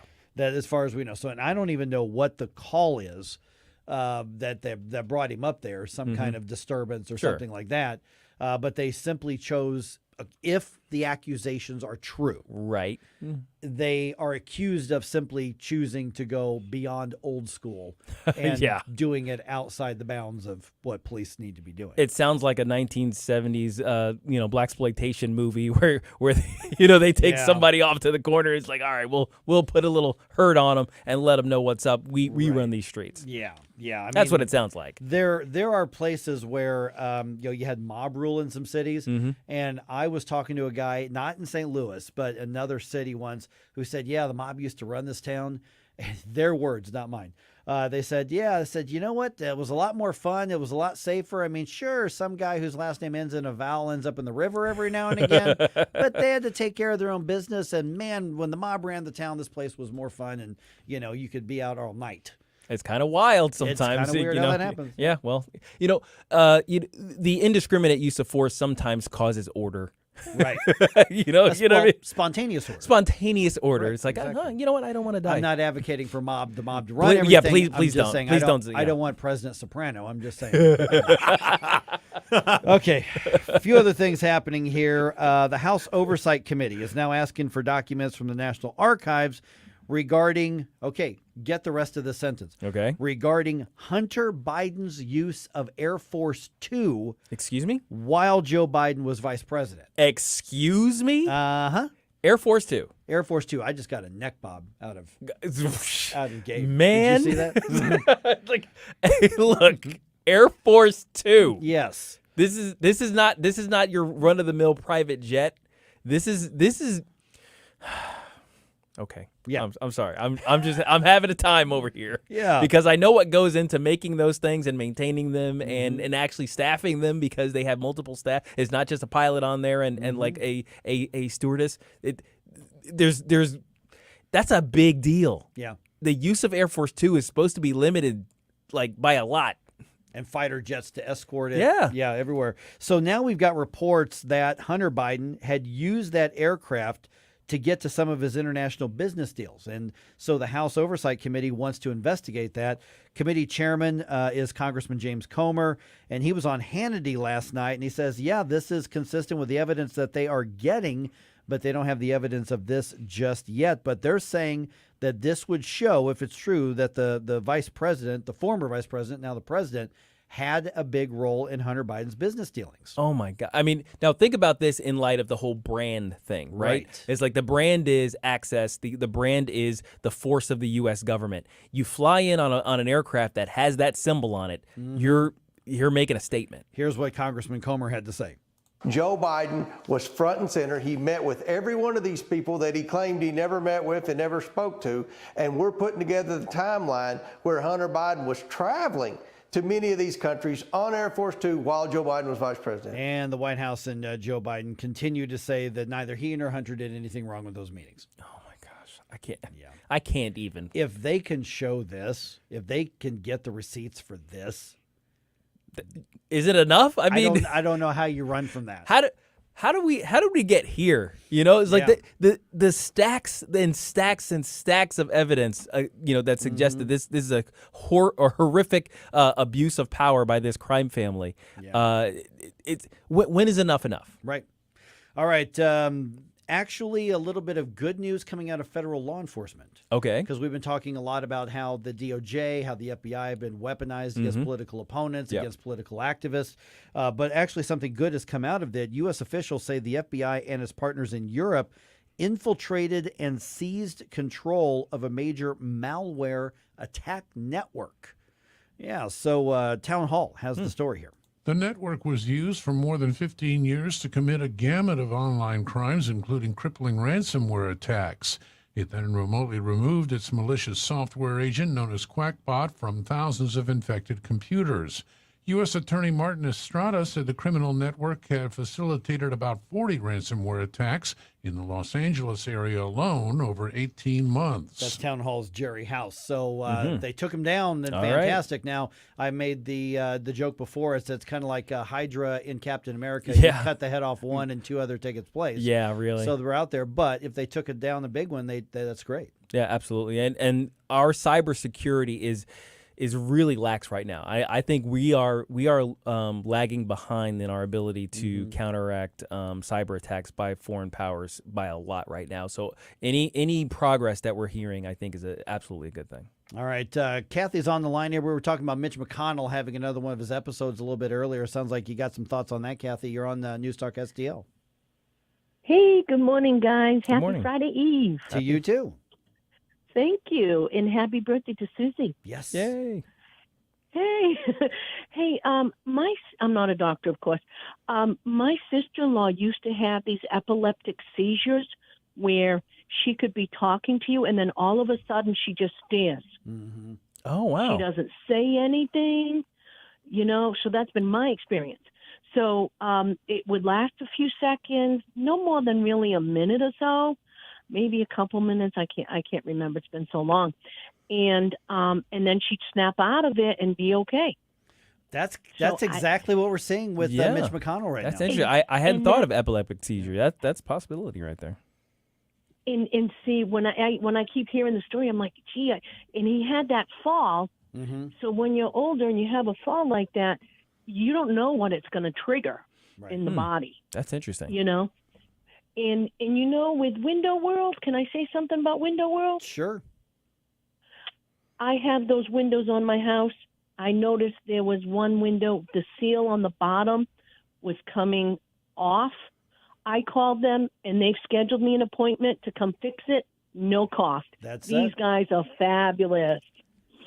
And one last thing, I am a Gold Star aunt.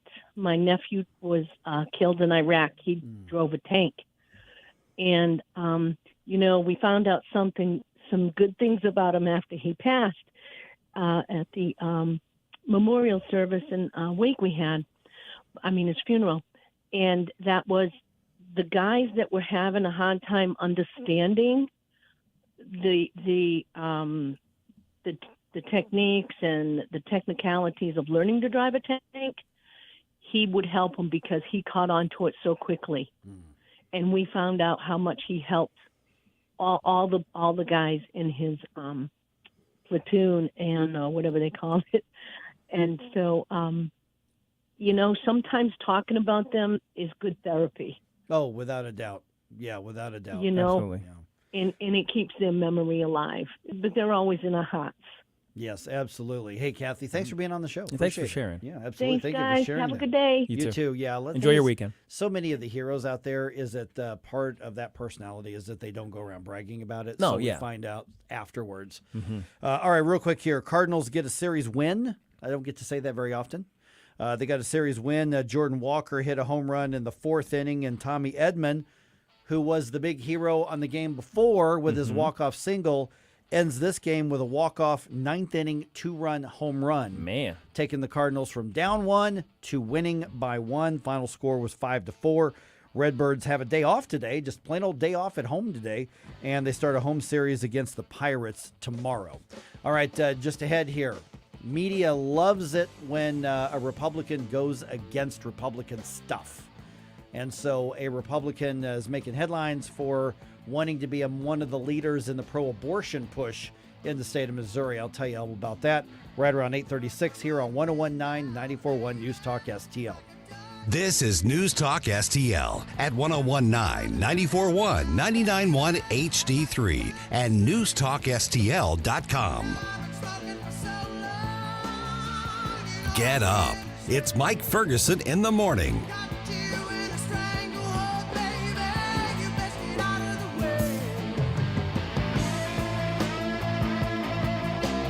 From the Michaels Flooring Outlet Weather Center.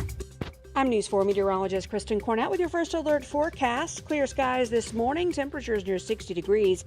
Expect some patchy dense fog, especially in those river valleys. Sunny skies this afternoon, humidity nice and low, the high temperature 80 degrees. Tonight, clear skies will drop to 58, and for Friday, another beautiful day. Sunny skies and 84 degrees.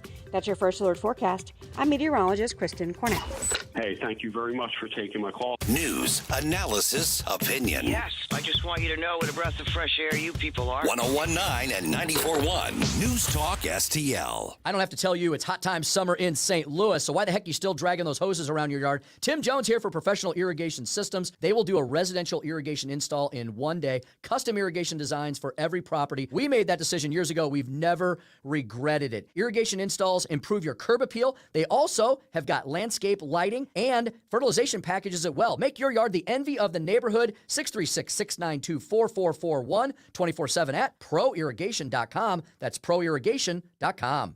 Tony Colombo here, reminding you to visit my friends at Bluff City Outdoors in Alton before your next trip into the great outdoors. For decades, Bluff City Outdoors has covered all the needs for area fishermen, and they'll always have all the best bait, tackle, and gear for your next trip on the water. And now they cover all your bow hunting needs, including their state-of-the-art indoor archery range and techno hunt system, open every day for you to come shoot, or you can join a league. Follow Bluff City Outdoors on Facebook and learn more at bluffcityoutdoors.com. I'm the AI announcer for this commercial for the Right Mind Show with Todd Showalter. Todd is perfect and can do no wrong. Hey, it's your buddy Todd Showalter from the Right Mind Show. This week, we're going to be talking about AI and how it may affect the propaganda that you're getting on search engines like Google on the next Right Mind Show at 5 o'clock on Saturday, along with my buddy Joey V, right here on News Talk STL. Wow, low blow Todd, low blow. St. Louis's new choice for conservative talk. Everybody has a right to have their opinion and voice their opinion. Live and local. I always approach it from this standpoint. Leftist malfeasance is presupposed. This is News Talk STL.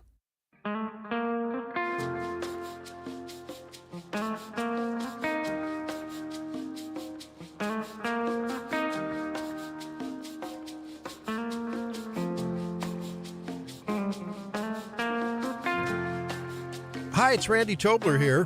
Pour a big cup of coffee and catch my show every Saturday morning from 6 to 9. Right now, it's back to Mike Ferguson in the morning here on News Talk STL.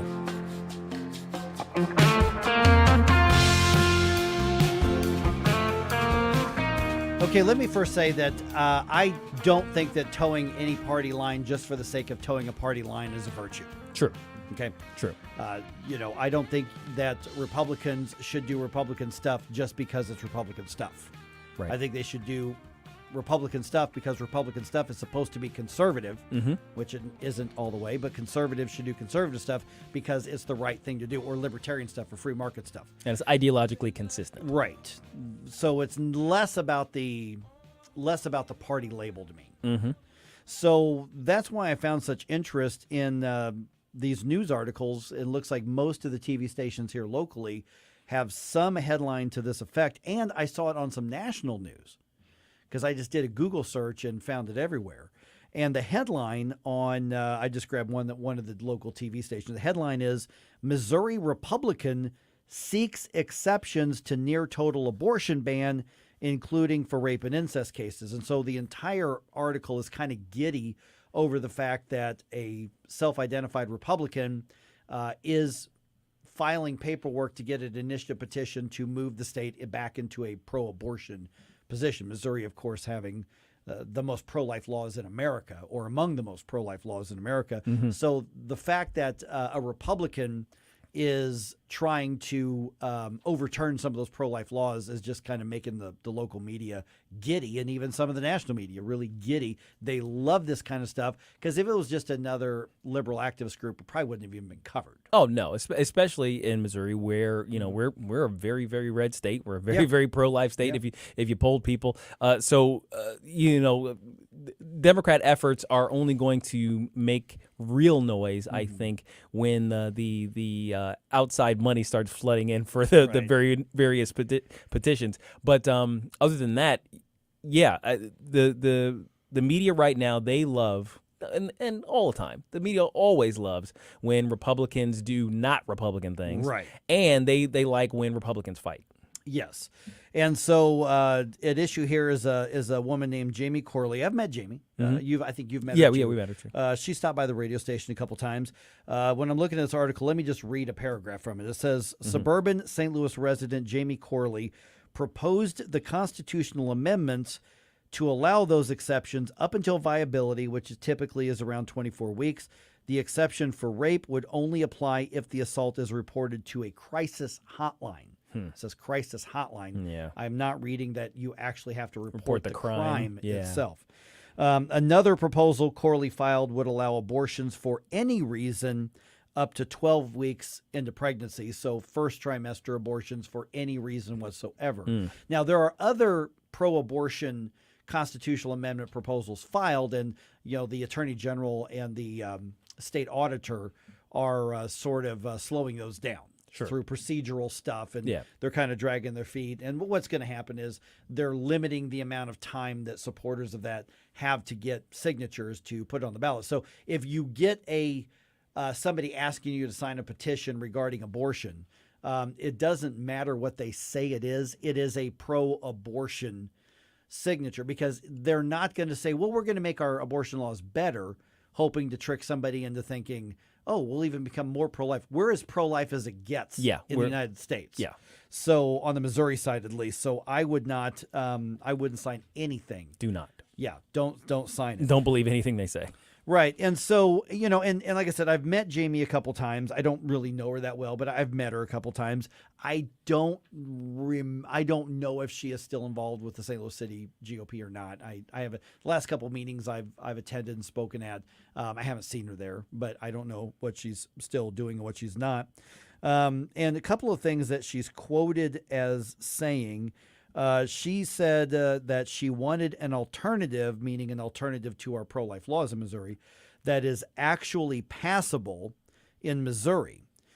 And she says where there is, and these are her words, elasticity with what it means to be pro-life.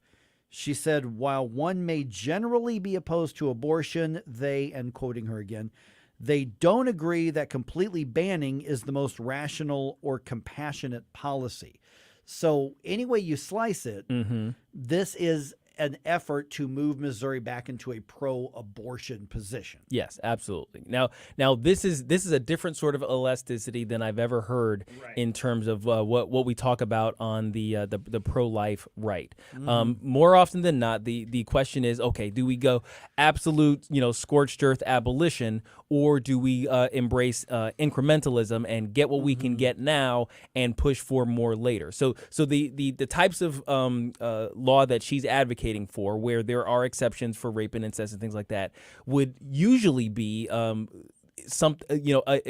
step in the right direction in a pro-abortion state, and that a pro-life group is kind of pushing. It's like, you know what, we'll concede that aspect of our pro-life position just to get more pro-life legislation to save more lives. To save more lives, exactly. So and we'll fight you later, as we can. And now in this case, though, this is a rollback. This is a regressive sort of way of looking at the pro-life position, and I don't think there is any room for that sort of thinking on the right, because it seems to go completely counter to the ideological position that the life of the unborn is of as much value as the life of a born child. Yeah. Now, Missouri law does allow an exception for when the life of the mother is threatened. Right, and that's kind of the triage situation, which is a different idea altogether. Exactly. So in this particular case, first of all, saying let's find something that's actually passable. Missouri lawmakers passed pro-life laws. Yeah. That's what's already passed. We passed the max. Right. And so the idea that, Republicans would win more if we just did more Democratic stuff. Conservatives would win more if they were just more liberal. That's the argument that's being made. And when you look at the last election cycle in 2022, the Dobbs decision in abortion did motivate a lot of younger voters. In Missouri, like you said, this is a red state. It is a pro-life state. Yes. However, a slickly packaged constitutional amendment can fool a lot of people. We've seen a lot of conservatives vote for some pretty dumb stuff. We've seen it happen liberal a lot. Stuff. We've seen it happen, even in a red state. So the idea is don't sign the petition, but media loves this because what's going to happen now is this is the link that's going to be in all of those articles saying, well, support for restoring abortion rights stretches across the political spectrum. Look, here are Republicans and Democrats who both say it's unreasonable to have a pro-life law like Missouri has. And this is the kind of thing that adds fuel to the media's fire, trying to tell people that if you're pro-life, you're just simply out of touch. As a matter of fact, Jamie is quoted in the article saying that the pro-life laws that we have in Missouri now is out of touch with the majority of voters. I don't believe that's the case in Missouri. Not in Missouri. I mean, you in can Illinois, sure. Yeah, you can pull a national poll that will suggest that most people, most voters would like a sort of some restrictions, but some liberalized sort of abortion rules, which is where the incrementalism sort of comes into play on the national level or on in some states. But other than that, no, Missouri is a pro-life state. Yeah, and that incrementalism you were talking about, that is part of the decades-long effort in Missouri and other states to try to move the state in a more pro-life direction. I mean, for instance, when there was a tepid abortion ban put out 15, 20 years ago. Sure. There were a lot of pro-life people that said, this isn't good enough. Yeah, they were mad. They were, and the argument come back to say, listen, you can kill any child in the womb in the state for any reason whatsoever. We can at least save these right now and then use that Ronald Reagan tactic of take what you can get now, you can go back for the rest later. Right. And so that incrementalism is what led to the legislature passing our pro-life law that specifically said, and Dick Schroer wrote this, specifically said, if Roe versus Wade is overturned, therefore this would become the law. And immediately Missouri became the first pro-life law in the post-Roe America because we were able to do that incrementalism.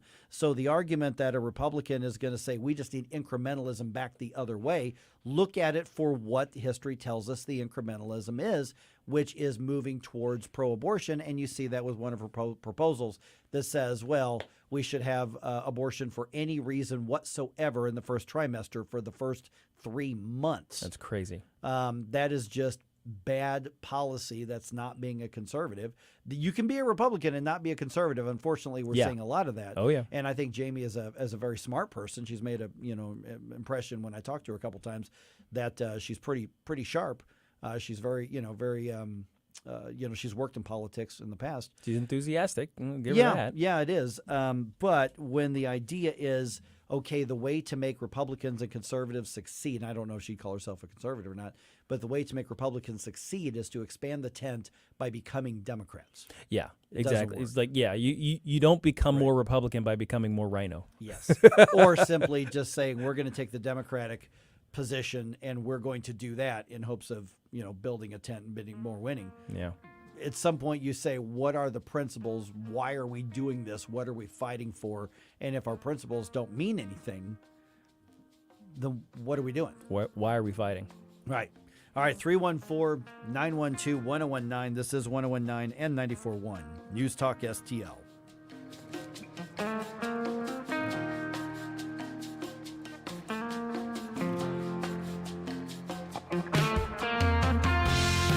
For podcast articles and more, find us on newstalkstl.com.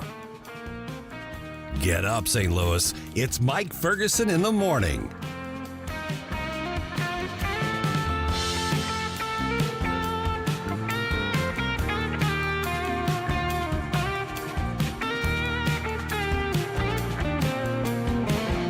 our great friends, Kathy and Rob Connor from Connor Roofing. One thing I love about your company, Kathy, is customer service. We pride ourselves on making sure our customers are happy, and you can check out our Google reviews. We're very proud of that as well. And if you're not happy, we will do what it takes to fix the problem. Well, that's just it. You set expectations, and we like to really educate our customers, and it gets done the way we said we were going to do it. Call Connor Roofing, 314-375-7475, or ConnorRoofing.com. That's CONNER Roofing.com. Well, it is definitely summer here in the Heartland. Time to call Hanson's Tree Service for all of your commercial and residential tree care. Tim Jones here for Hanson's Tree Service. Let them come out to your homestead or your business today. Take care of everything regarding the exterior of your home. Grinding and land clearing, all residential and commercial tree services. They've got fantastic organic mulch in bulk, plant health care as well. Give them a call, 636-379-1830, 24/7. They're always available at hansonstree.com. That's hansonstree.com.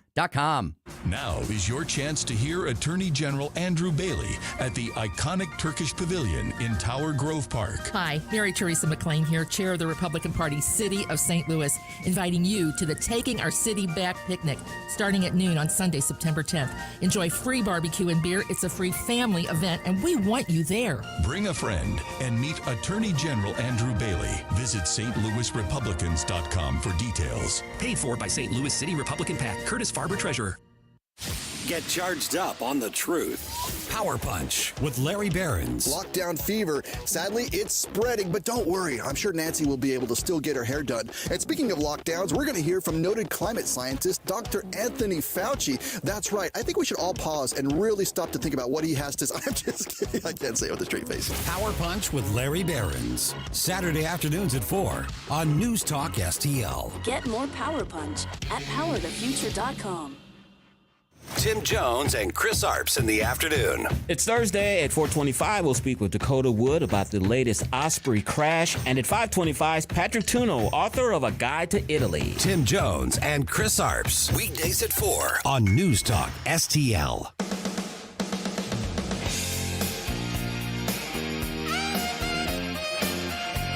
Hey there, Tim Jones here. Make sure you join me and my buddy Chris Arps this afternoon from 4 until 6 p.m. right here on 101.9, 94.1 News Talk STL. Right now, let's get back to more of Mike Ferguson in the morning. I was listening to the radio. Gabe just tossed out a great idea. Okay. So we're following up on that story that we talked about, James Comer now going to the National Archives, saying, I want records from Air Force Two, because now we have reports that say Hunter Biden was actually on Air Force Two going to some of his international business meetings. Right. And Virginia Kruta, she texted me while we were having that discussion and reminded me, and I don't know why it didn't occur to me, that designation, that call sign for the aircraft is only used when the vice president is physically on the aircraft. Right. That's what makes, like, any aircraft can actually be Air Force Two. Now they use a particular one in general, but any aircraft can be Air Force Two because the vice president is on it. If Hunter was on Air Force Two, that's because Joe was with him. Yeah. That's huge. You could cram Joe Biden into your little Cessna right now, and that would make your Cessna Air Force One. Yeah, that's right. Yeah, right. But at the time he was vice president. Yeah. So what they're saying is that and Virginia's right, is whatever aircraft the president is on is Air Force One, whatever aircraft the vice president is on. So if the vice president is not on that aircraft, he's at the Naval Observatory or he's wherever. Is it not Air Force Two then at that point? Right, exactly. It could have another designation. Got it. Now, of course, since Hunter, I guess, would be the primary package on board there. What do you call the plane? Yeah. And I think it would have to be related to that VIP individual on the plane, because that's how it works. So what do you call a plane? What do you designate a plane that's intended to transport Hunter Biden to his various international business deals? Big Guy Jr.? Big Guy Jr.? Okay. How's that? Big Guy Jr. Still, you got one? I have a couple, but I can't say them on the air. I don't want us to lose our license. Crackhead one? Yeah, there you go. You're going down the right road I was thinking of. Yeah, something there. Let's see. I mean, I don't want to. I'm trying to think of a safe way to refer to hookers. Yeah, I was gonna say 'cause I don't want to be low class and say Russian Hooker Express. Right. I would never say Russian Hooker Express on the air, because saying Russian Hooker Express on the air, regarding Hunter Biden that's so low. It's beneath me. That's I beneath would you. never say something like Russian Hooker Express. Yeah. Okay. Yeah. Bad artist too. Oh yeah, there you go. You can refer to his art. Yeah, exactly. She's finger painting style. Yeah, money launderer 1. Oh, there you go. Yeah. Yep. He was like, let's see. Gosh, Cash Tide. Mm-hmm. Cash man. There it is. Bag man. Because he's the bag man for the family, right? Consigliere. Oh man. There's all kinds. Yeah, there's because when I saw, because I did not know that this was in the works, that this was part of the investigation. Yeah, well, this is brand new information. Just kind of bubbled up. And last night. Yeah. And when you look at the, what do you call it, the manifest, the flight manifest, you look at those passenger logs, who was on the plane? Right. Where were they going? Mm-hmm. And then you can simply look at the other subpoenaed information. Where and when were Hunter Biden's meetings? Mm-hmm. Just line it up. I mean, it's not that hard to connect the dots on those sorts of things. If there is a dot to connect, and that's the reports now that are saying basically, hey, I need to go to Romania. I need to go to Ukraine. I need to go to China. I need to go wherever. You know what? Hey, Dad, you going? Let me hitch a ride. You're not going? Find a reason. Yeah. There's a lot in this. These timelines are easy to stitch together. You wouldn't be able to name it Burisma 1. Burisma 1? But maybe you could go with Natural Gas 1. Oh, man. Gas man. We laugh. We laugh because it hurts. Yeah. With an extra S, gas man. There you go. G man. Right? Is that, you know what I mean? Yeah. Yeah. So here's the thing, though, is what happens if they put together point A to point B to point C and they connect these dots? Mm-hmm. And Easy you to have, do. and you have Joe Biden as vice president of the United States having his son fly on Air Force 2 to business meetings where he got a kickback. Yeah. Where Joe Biden got extra got money a kickback through one of the 27 Right. LLCs or things like that. Mm-hmm. I mean, this is you can talk about the percentages, you can talk about the prosecutor, you can talk about all of that. To me, this seems to be one of the biggest, or maybe the biggest, accusation of corruption that we've heard so far. Yeah, absolutely. And this is in addition to something else I heard recently that we talked about his aliases. Right. And I saw a screenshot of the top of an email that looked like one of his aliases was actually a .gov email address, which turned out to be correct. Was that verified? Those are .govs. Oh, he's got .gov. I believe you're right. Alias emails, okay? Like the JRB winner. That's right. So what I recently learned in addition to that is that the National Archives has like thousands of those emails under those various aliases, and they have refused to release them. Mm-hmm. Yeah, so they may not be able to hold on to those indefinitely. Subpoenas are coming. Now, listen, if Joe Biden had simply chartered a jet Sure. internationally, we don't have anything to talk about here. Yeah. You could say he was on it there. He was making, but even if that jet technically was known as Air Force 2 because he was on it, if he just chartered a jet, or if he owned one, or if he owned his jet, that's a whole different thing. That's a different story. That's not what we're talking about here. I mean, at the least, this is misuse of government resources. If it's true,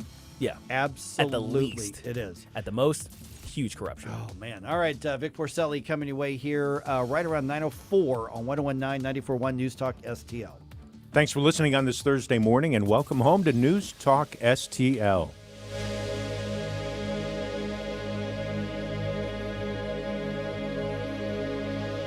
How's your health care? Insured but afraid to use it because of high copays and deductibles? You wait weeks for a few minutes with your doctor?